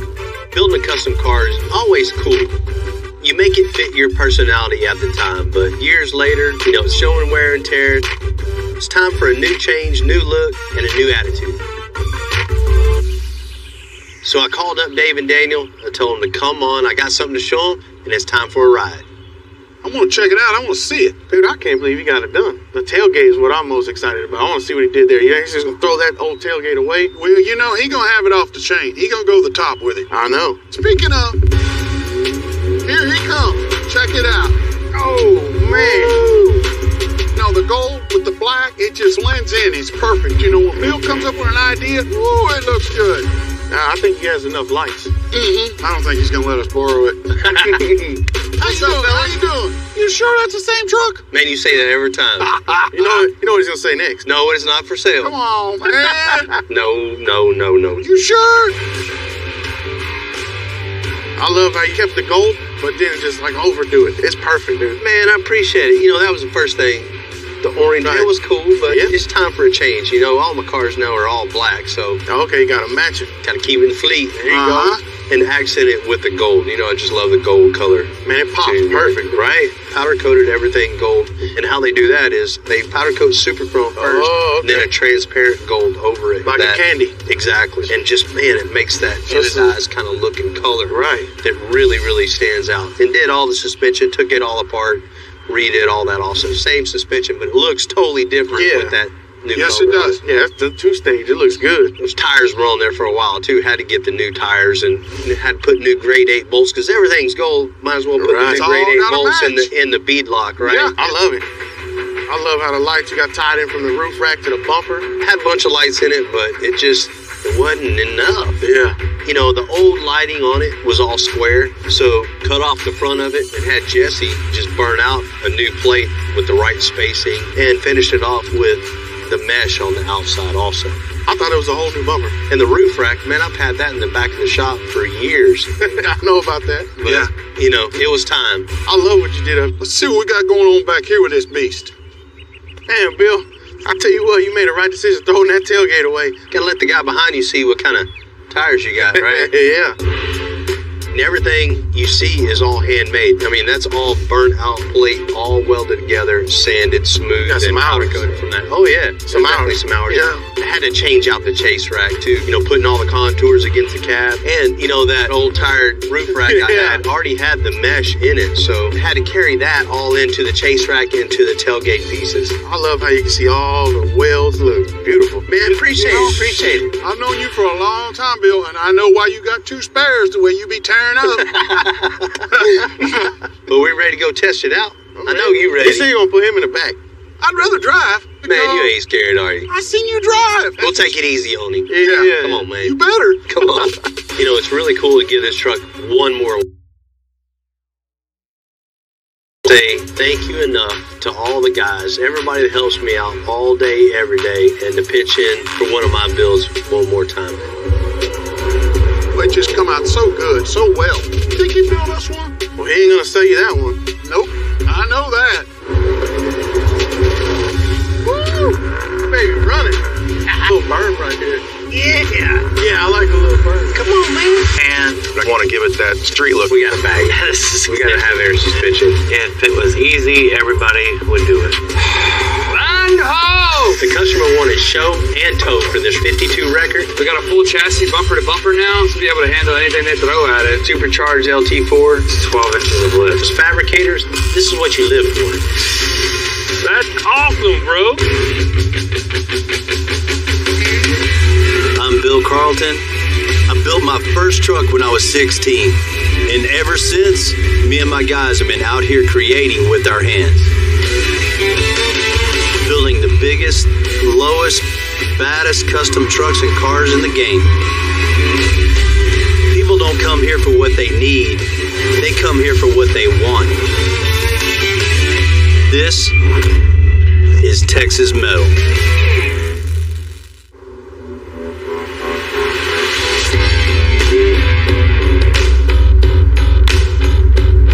You know, it's pretty cool to get to do what you love. You know, when Extensive started customizing vehicles, the basis of everything we did was mainly suspension. Since then, you know, business has progressed many times over to building some iconic vehicles, from a bagged motorcycle trailer to a crazy truck we transformed into a barbecue pit, to a barbecue pit itself on a trailer to huge builds like taking an old rusty milk truck and turning it into a fully painted diesel power showstopper, to building full tube custom buggy out of absolutely nothing, just an idea, and turning it into something to have a lot of fun with. It doesn't get cooler than that. The diversity of the builds are just gotten crazy. Even today we're going to have electric truck dropped off, which is, you know, the latest and greatest of the car world and what everything's really evolving to. So it doesn't matter if it's a combustion engine, electric, you know, raised or lowered, you know, whatever combination of that it is, we're going to find a way to take it apart, cut it up, put it back together, create something cool, no matter what type of vehicle it is. Everybody at the shop is very talented and they love what they do, and whatever comes to the door, we're going to make it cool.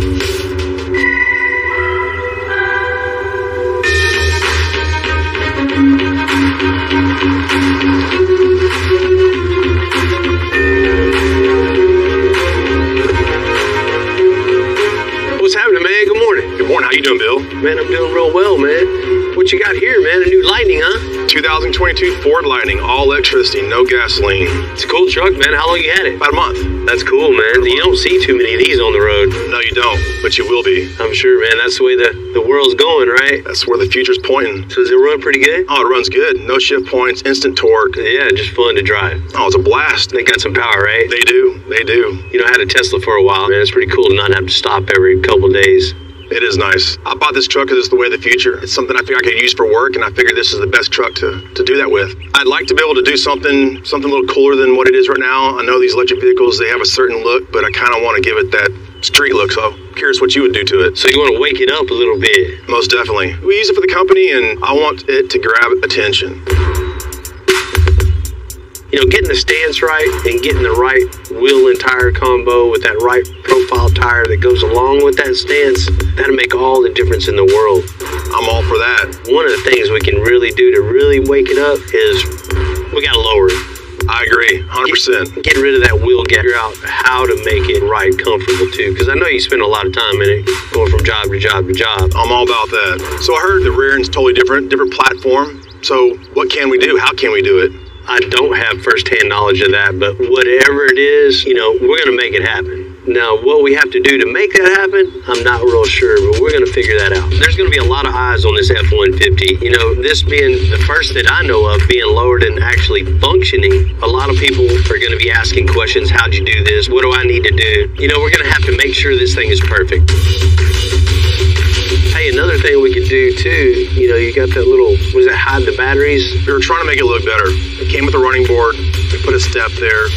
Step retracts too low. I know you can probably make it look a lot nicer than what we did. Man, I think making a custom little rocker piece that fills in that gap, it tucks a little closer to the body, you know, that'll make it look even lower to the ground too, man. And you definitely won't need a step. No, we won't. But do me a favor, man, show me underneath the hood. Let's take a look. Oh, man. Wow. Man, that takes some getting used to. I know. Where's the motor at? The radiator. Right? I mean, the whole grill and everything comes over with it. That's just like that should be like a hot tub in there. Maybe we need to do that too. No, that's real cool, man. That's wild. Getting an electric truck, the inner workings of it, how it works, learning from it. That's part of the fun of doing what we do. You know, I'm anxious to get it on the lift and to see what we got to do to make this happen. Well, I'm excited to see what you can do to it. Yeah, man, I'm ready. If you're ready, let's make it happen.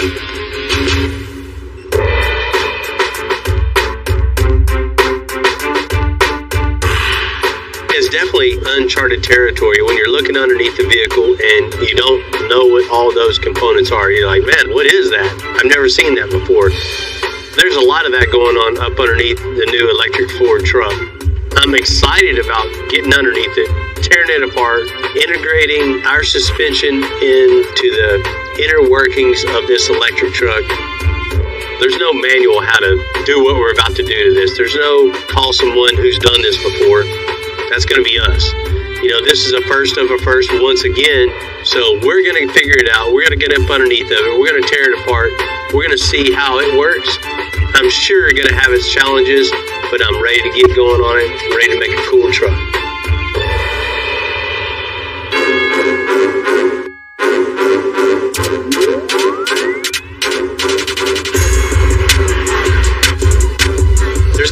first on this pan art. Let's see what he's got on this. It's gonna be a first for me. Definitely more wiring than what I'm used to seeing back here. Right? Normally all this is open. There's no drive shaft, the belly pan. I don't even know where the batteries are on this thing. I'm assuming up there. I don't know what I was expecting, but it definitely wasn't all this. What do you got in store for us on this one? Customer's driving around town, goes from job to job, and he wants something really just people look at. So what we're gonna do is we're gonna lower his butt. So we gotta make it adjustable. We gotta bag. We gotta have air suspension. Has anybody done air suspension on one of these trucks yet? None that I know of. So this will be a first for sure. Nice. We're gonna pull out these coilovers, put an air strut in place of it. Sounds easy enough. Let's just hope it is. Don't say that. I'll never say that here. The shocks and springs were shocks and springs. Yeah. I mean, we got that down, but where to hook up all the components, the most efficient way to run the lines, there's a lot to figure out. You know, once we get all the suspension done, we're going to take off the steps that are there because you definitely don't need it once it's lowered. So we need to replace it with a nice filler in between the two wheels. Okay. Something that flows from the cab all the way down about 4 inches. We got to give this thing a little attitude because it looks like a stock truck. It's going to be real cool. Last thing, of course, wheels and tires. Man, I'm excited. It's going to be cool, man. This ain't the first time taking your wheels off, is it? No, sir. All right, let's get to it.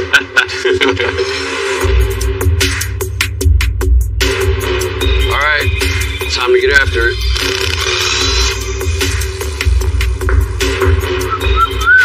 Definitely seeing a little bit more light under here than what I'm used to. Yeah, we're missing a motor. You can see daylight all the way across here. All the suspension, the components, the spindle, the control arm, the spring. I mean, this is what I'm used to right here.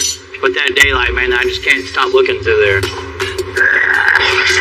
We'll go ahead and get this strut out. Go ahead and remove that, both sides, then we'll go ahead and move on to the rear. We'll do everything same, 18 mil on the top. All right. 3 nuts off. I mean, the suspension, I'm not intimidated at all. I mean, we've done suspension on everything here. The electrical and the routing has me a little nervous because this is all foreign to me, the way the belly pans are, this electric batteries, this thing. So I'm definitely going to be cautious when I'm going to hook everything up and my routing.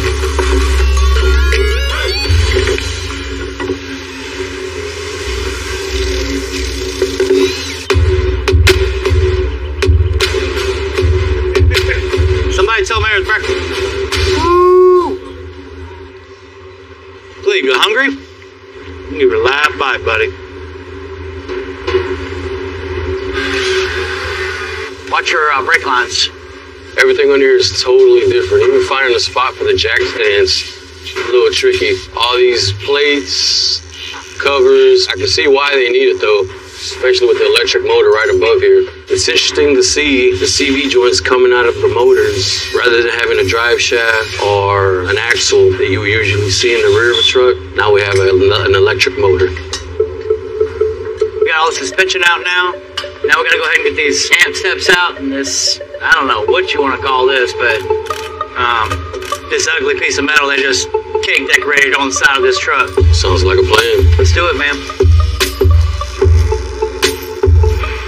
Gotta hold your tongue right sometimes, you know? How you looking over there, Art?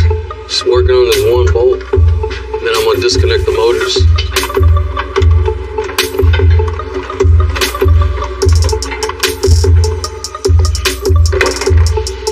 Alright, everything at once.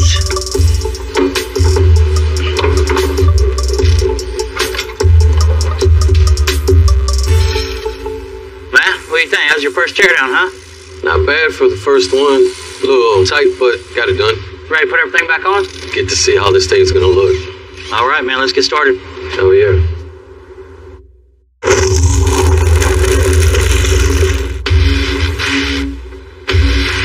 Change is inevitable for every business. You know, the 2022 Ford Lightning is one of our first electric, but definitely isn't going to be our last. It's going to create some challenges for sure, but that's just part of what makes this business so exciting. Man, look what we got here. We got nice air struts right here. These things are beautiful. That's pretty cool. The airbag that already has a strut connected to it. Yeah, man. It's got a nice pivot on top, the airbag, and the strut, everything. You know, this is really replacing the spring right here, so we'll be able to adjust this with air pressure. Also, it's got an adjustment right here so we can actually bring it closer together to get that lower stance, you know, get that right look for the truck. They even got us the misalignment space for the bottom. I can't wait to put it on the truck and see how it performs. You know, first thing I'm looking at is the position of our airline.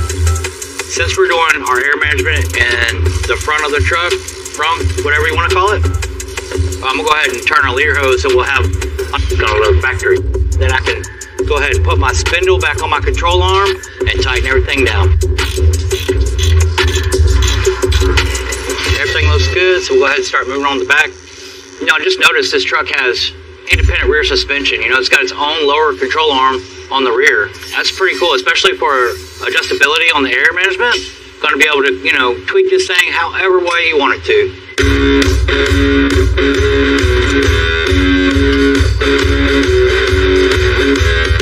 I can't tell you how many times I thought about, like, if I loosen that bolt in here, it might short something out. I've worked on a lot of trucks. This is the first one that had 2 electric engines. One mounted in the front, one mounted in the rear.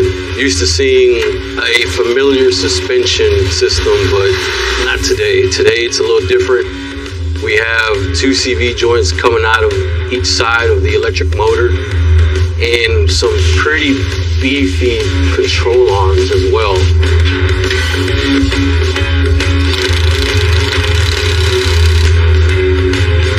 So once we're done through bolting it, that's it. The air struts are mounted.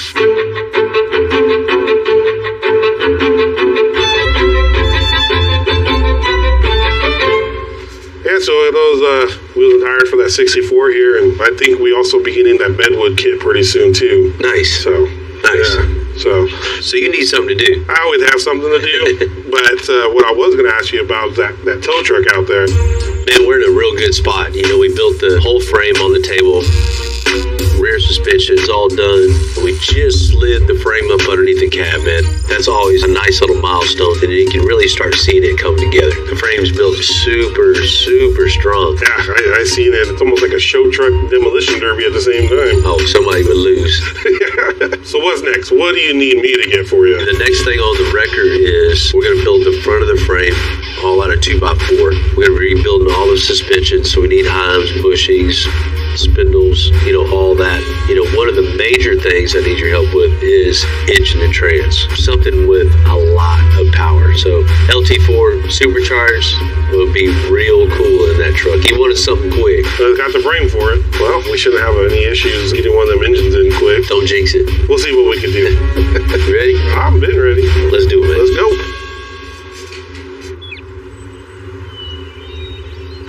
A little too long. Here, give it done with the cab, mounting it to the chassis. Everything's square and straight. So now it's onto the front cross member and building the whole front section of this truck. The best way to do it is how we've been doing it for years. Build the whole cross member out, make sure all that is true. Get it up in here and pull 1,000 measurements. 3 3/16. This is right where it needs to be. It's on the money. So I'll grab some chipboard, make some templates, and make some rails from here to here, and then from here to the front bumper, connect all of it. And that way it's one full complete chassis.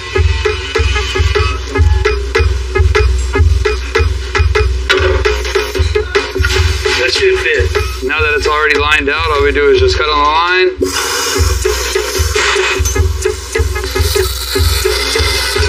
Make sure it fits first. Let's go try it. Oh yeah. And then take one piece of flat bar, get a little closer to that corner, tag it there, and we only got one side to weld and grind. Instead of creating it all 4 pieces and then welding it all 4 sides. You know, little tricks of the trade. I feel like if Wayne Gretzky was a welder, he would be as good as me. I'm like Wayne Gretzky good. They're tacked in, looks really good. Way cleaner and way faster than piecing it all together. Now we're gonna continue the puzzle, finish the front end and get some weld on us. So in order to do that, we made a little chipboard template. We're gonna get up underneath this fender here. We're gonna make a few cuts so we can connect the 2x3 down into the front cross member. Transfer our chipboard line and we'll get into some suspension. Land ho!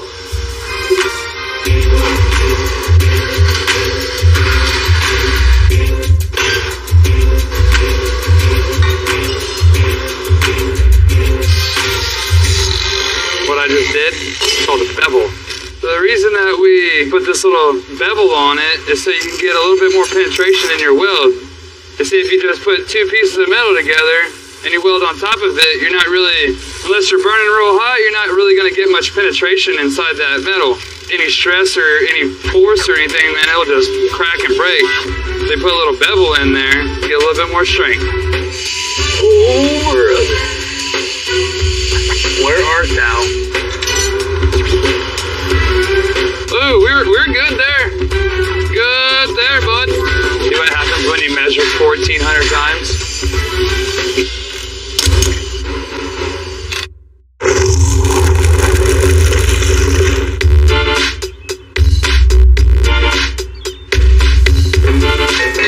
We got the parallel 4-link bars in place on the 52 tow truck frame. So Ryan's adding tube work underneath the frame just to make it like a truss and super strong.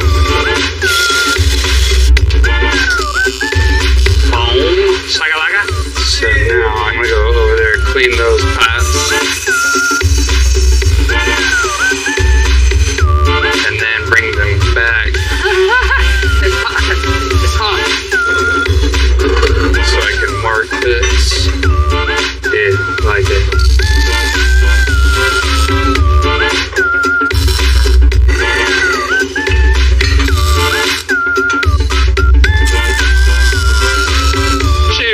I think that's gonna work, man. Just need some weld and a few tabs here and there, but for the most part, we got a full chassis bumper to bumper now. This will be able to handle anything they throw at it. Tow anything, drive anywhere, haul anything, whatever they want. It's gonna be a good truck. Alright, you got it right there. The customer wanted Show A4 6.2. It's definitely going to be the right mix of power and reliability.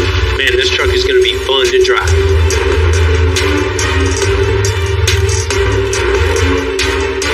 Alright, down. Hold up. Hold what you got. It's hitting the back there. Alright, I gotta do a little bit more trimming.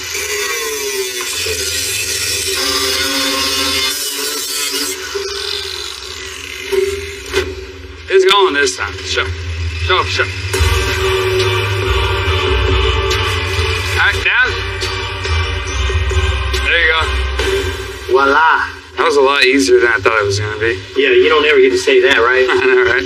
Man, supercharged LT4. This is exactly what this old truck needed. 640 horsepower, 4 black marks. Yeah, dude. It's nice and compact, too. That's what this run-in needed, right? Yeah, buddy. That's clean. All right, I'll do some motor mounts and transmission mount. Yeah, man. Keep it rolling. Do it to it. Cool.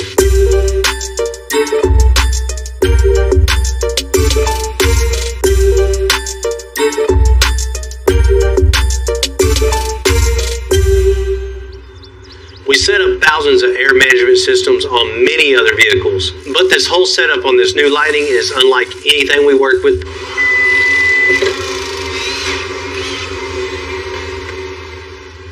Wow, you know, I'm totally used to a motor being here, but since there's not, we're gonna go ahead and put our air management up here. New tank, get my compressors on, get my 3P on, then we're set. This is definitely different. It's gonna be cool.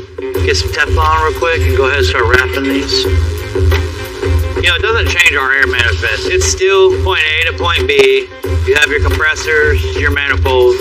Even though there's no motor right there, everything's actually all still the same. Okay, everything looks good. 3P mounted, compressors. Now let's go ahead and mount this inside the trunk. Pilot hole, 7/16. Those are for the tank. So this is what's going to secure our air management. We get one nut on it, and we'll get started on the other side, and we'll start tightening these boogers down. Hopefully it's sticking this crosser and might get electrocuted. I know there's a battery right here. Wow, this is going to be so much fun. We can't really put a ratchet in there and tighten it up. If it was easy, everybody would do it. There's always answers. You know, doing something you haven't done before is never easy. And sure, I've definitely been frustrated myself a few times. And in this case, we need to tie that tank in so it definitely won't move around. And because there's a ton of electronics in the way, we can't reach the nut. So we're going to improvise and weld a nut on the end of the piece of flat bar so we can reach on in there. Now we'll be able to stick this in the fender well, thread down our bolt. That's going to hold and secure our air management. All right, you ready? All right. Bump it. Full speed. All right. Good deal. Okay, so here's our mounting brackets. We've got everything fastened from underneath. Nice and solid, so we'll go ahead and put our air management on it now. The next thing is go ahead and start getting to where we can put our air lines that come out of the back of this manifold through the truck, make our runs to each one of our air struts. But in order to do that, I need to put bulkheads in these corners. So I'm gonna go ahead and drill for the bulkheads. Once I do that, I'll go ahead and fasten the bulkhead too. Get that done, then we can start running air line. Okay, now for the fun part. Running the lines. Trying to figure out how I wanna do them. If I wanna get one clean. I think simple and clean, because it already looks simple and clean. I want to put a little extra on it. Do a big lightning bolt with the air line. There you go, lightning bolt. Man, you done stole the show. There we go. It's always good to start with a straight piece of line. All I gotta do is make everything nice and even, symmetrical. So then this run 45. So I'm looking at this, trying to run the lines. I want to make sure this is parallel. This is straight up and down. With this is going to be parallel with these bars on the tank. You know, I want it to look clean. I don't want it to look sloppy. And if there's anything wrong with it, you'll definitely notice it. So it's always trying to do the best job, you know, quality counts.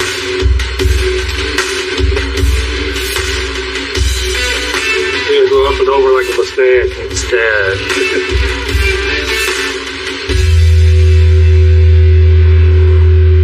Last line's in. Everything looks good. It's nice and symmetrical. So now we can go ahead and move on to the air struts.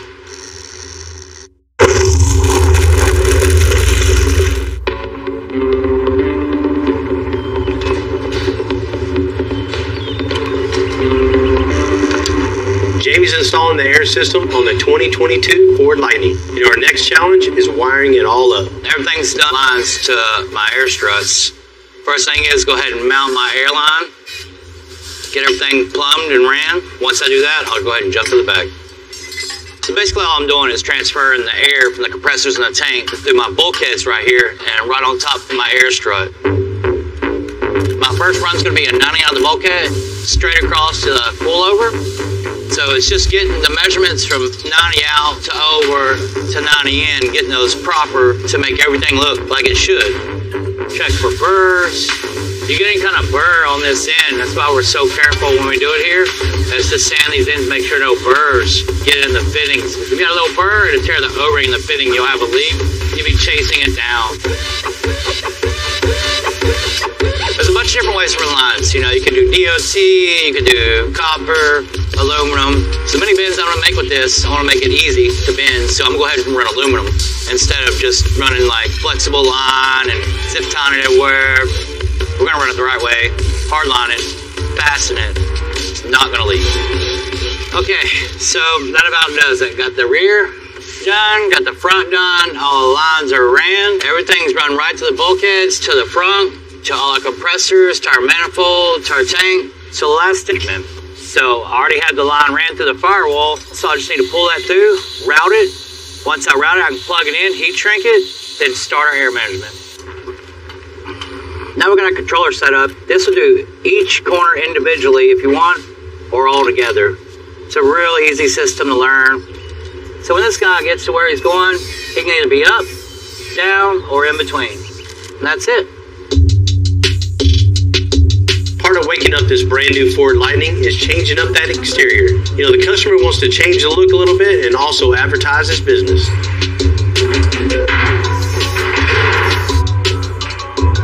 Bill gave us a shout. He had a customer that came in with a wrapped vehicle. Had a partial wrap on it with some reflective graphics.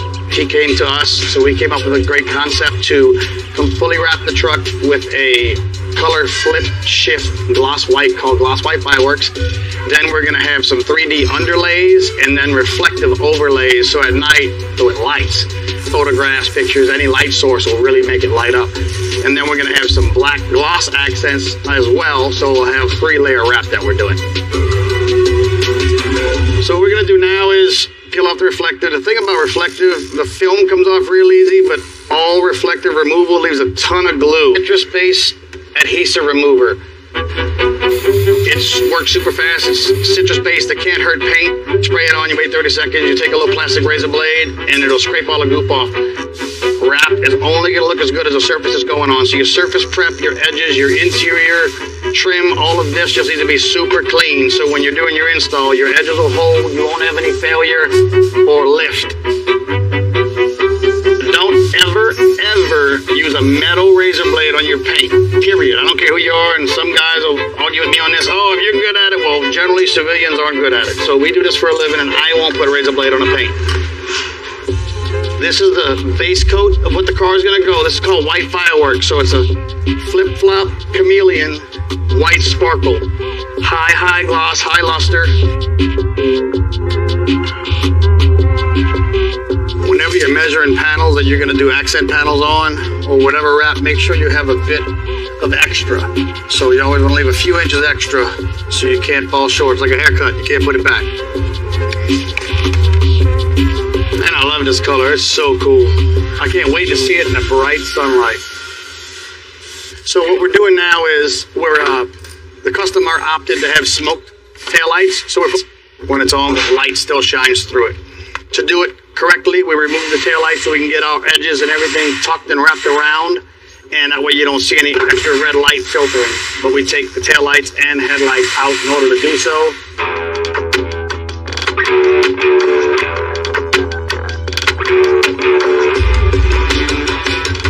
And then the last thing that has to fit is this.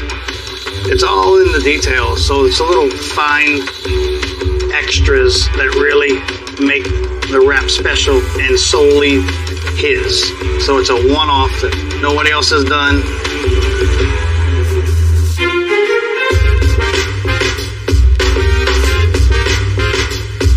We're building an independent front suspension on the 52 tow truck. With the frame done and the engine mounted, Ryan's getting going on those lower control arms. Really good looking wheel. I like the way it's gonna look, especially with our center cap on there. So we put our lower ball joint on the spindle and connect the ball joint to our bushing over here. And we'll just use some half right now and get a little mock-up. And then we'll transfer that to the table and build the actual control arm. That look good. I like doing it this way because I'm more of like a visual person. So this way I can not have to run off 400 measurements. I can actually put it right here and actually test it. That'll be my ride height right there. And I know 100% whatever I do right here, it's just gonna match and everything's gonna be the same on the other side. It's the best way to get it done.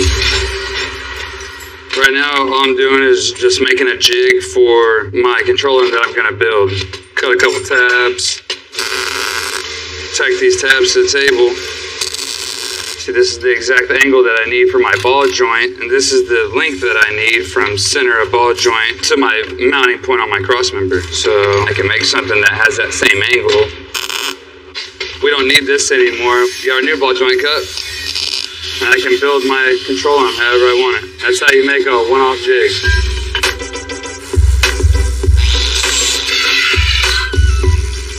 Damn, that fits really good on both sides. I haven't made nice control arms like this in a while. That should fit perfect. And that, folks, is one control arm.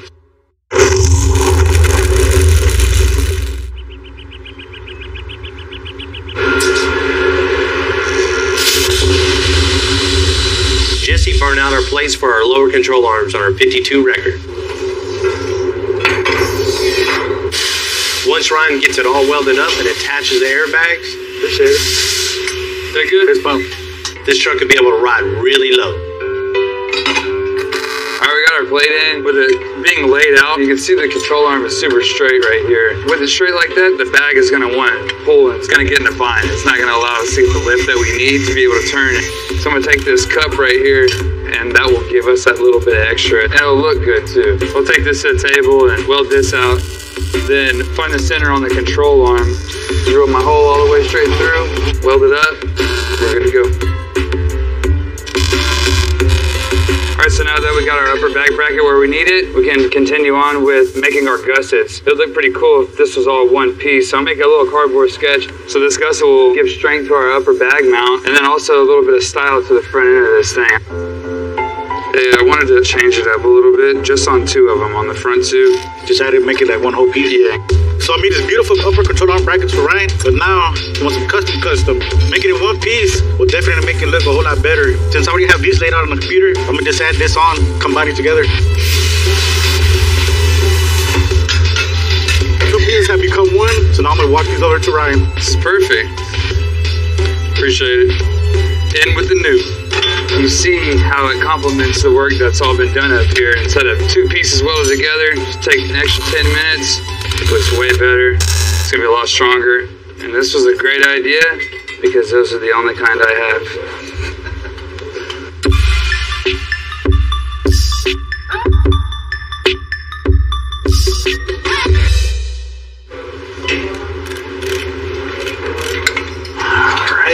So my shot can only go that far right there.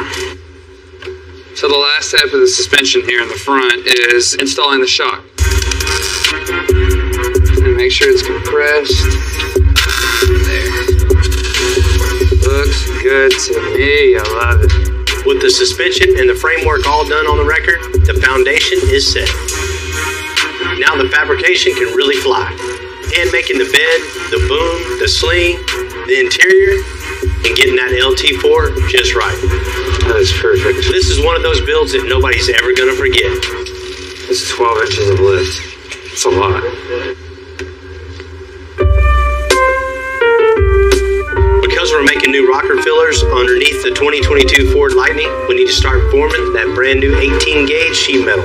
After doing all this and the air ride and getting it real low, taking the running boards off, you have all this stuff just hanging down and it doesn't look good. So Bill's come up with this little template for a rocker that he wants designed. We'll take this to the table, throw some marks on some sheet metal, then we'll bend 4 of them, and then we'll cut them wherever we need to cut them.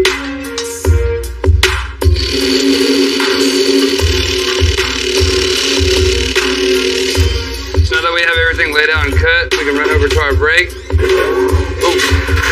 Alright, our template here, every point that has a bend, we have a mark on this sheet metal. So we can transfer what we have here onto our bigger piece.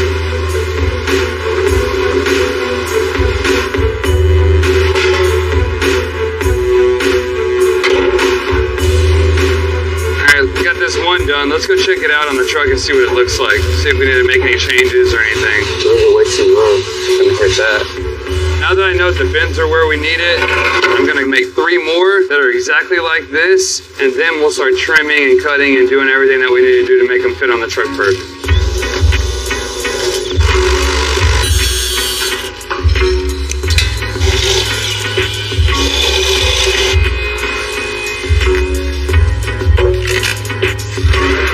Bend is kind of high right there. Take that together first.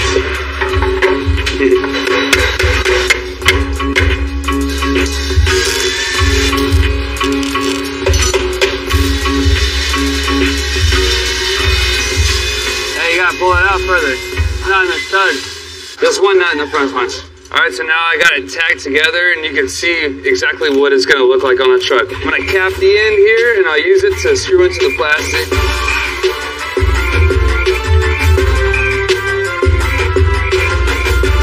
Alright, so we got it up there. The last step now is to make some brackets to the frame so it doesn't sit there and do that when you're going down the road. We're completely done with the driver's side now. Looks really good. I like it. Proud of it. We'll get that knocked out, move to the other side, duplicate everything that we do over here on this side, send it to the body guys. They'll do what they gotta do, and then we'll get the wrap guys to wrap it. We've known Bill for a a long time, and we've built several vehicles with him. The buggy. Yeah. I'm building this, full tube chassis. Rocky, you're gonna let me drive it, right? The 37 International. This thing fire up today, no problem. Turbo's finished, fuel lines are ran. All that's left now is just make it look pretty. The COE. Yeah, oh yeah. Do what you do. Let's get this thing running. Let's get her done. All right, man. Appreciate it.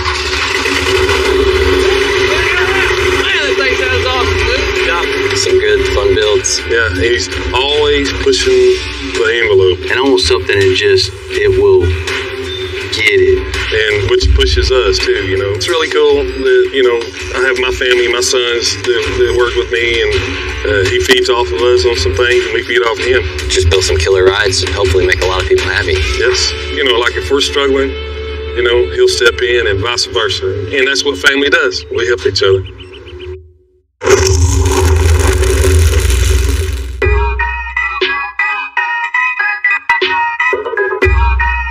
Sometimes you think, the wrap might save some time, but doing it right to make sure it's going to stay on, it takes some time. So Patrick's going to prime the rockers on that 22 Ford Lightning before we can wrap them. We're going to spray like 2 coats on and give it about 30 minutes to dry. Get them over the bill. All right, here we go.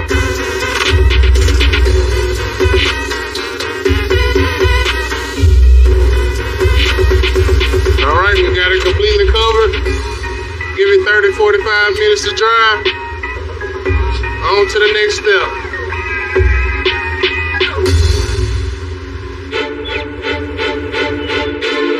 The vast majority of work we do are custom builds. We go where the customer wants us to go.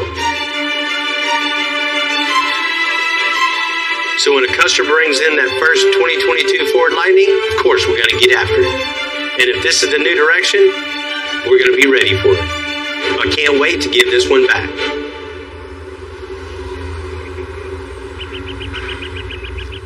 Man, old truck's looking good. Man, it definitely is. It's a head turn now. We definitely learned some things on this one, but that's going to come in handy.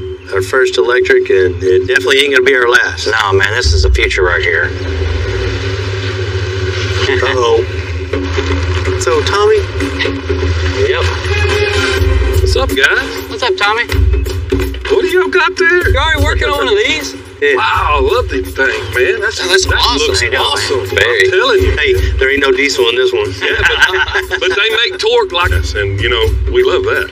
Oh, yeah, we love moving mass. Yes, we do. The customer came in with it not too long ago, and he had his logos on it, but he wanted something really to wake it up. Yeah. When he's driving around, he wants people to look at it, pay attention, and, advertise his business. It definitely caught my eye when I pulled up. Oh, he wanted a cool truck, too, so it kind of works both ways. You have a cool truck, and you get to ride it off, I guess. Exactly. One of the first things we had to do is change that lettering that was on there. The customer got with Wrap Stars. They come up with this design, and they just came over and installed it here. Oh, wow. The wrap's like this silver, reflective, beautiful color. Did you notice, like, when the light hits it, it changes? Yeah. It's like illuminates, so it really pops. One of the other things we did, look on the bottom of the doors right there, it had a retractable step underneath there, and we lowered it, so we definitely don't need the power steps anymore. But once we took all that off, there was a big void. It didn't look right. We filled the void with that little rocker filler there. It looks awesome. Yeah, it's super clean. When I was taking these steps off, it was completely alien to me underneath this truck. It was odd. Oh, yeah. It's definitely not normal F-150 under there. But what you did, it fits it like it's a factory piece. Yeah. It does. It looks awesome. If you like that, well, you know what we're known for, right? I do. And so what did you do to it? Wow. What? Man, that is cool. You bagged this thing? That is cool. Well, he wanted it lowered, so you just went all the way? Might as well, right? Yes. As far as I know, this is the first bagged Lightning ever. Yeah. I've never seen one. That's cool. No. We did air struts on this one. Oh, yeah? Air struts on the front and the rear. Also, it rides good, too, huh? Yeah. It's kind of odd putting the compressor in the tanks where always we see the motor in here. Dad, it must be crazy for you, from steam engine to coal to everything, I bet it's a brave world. I'm old, but I ain't that old. It's got those bi-air compressors, man. They pump up 200 PSI super quick to the 7-gallon tank. So you just push a button and that's awesome. Goes right up to ride height. So how low will it go? Check it out. All right. Oh, that's awesome, bro. Yeah, I'd say you got it pretty dang low for him. It's really cool to be leading the way. A new electric Ford Lightning. Never been on the ground like this. Got big 24s on it. It just looks perfect proportion to the truck itself. And the wheels and tires just fit the wheel openings and the truck perfectly. Y'all just did an awesome job. The team came together. Once again, thank you to every guy in the shop, sweeping, welding, grinding. Couldn't do it without you. That's the coolest business card you can get right there. Right? That's sweet. What y'all up to today? What y'all need? Man, you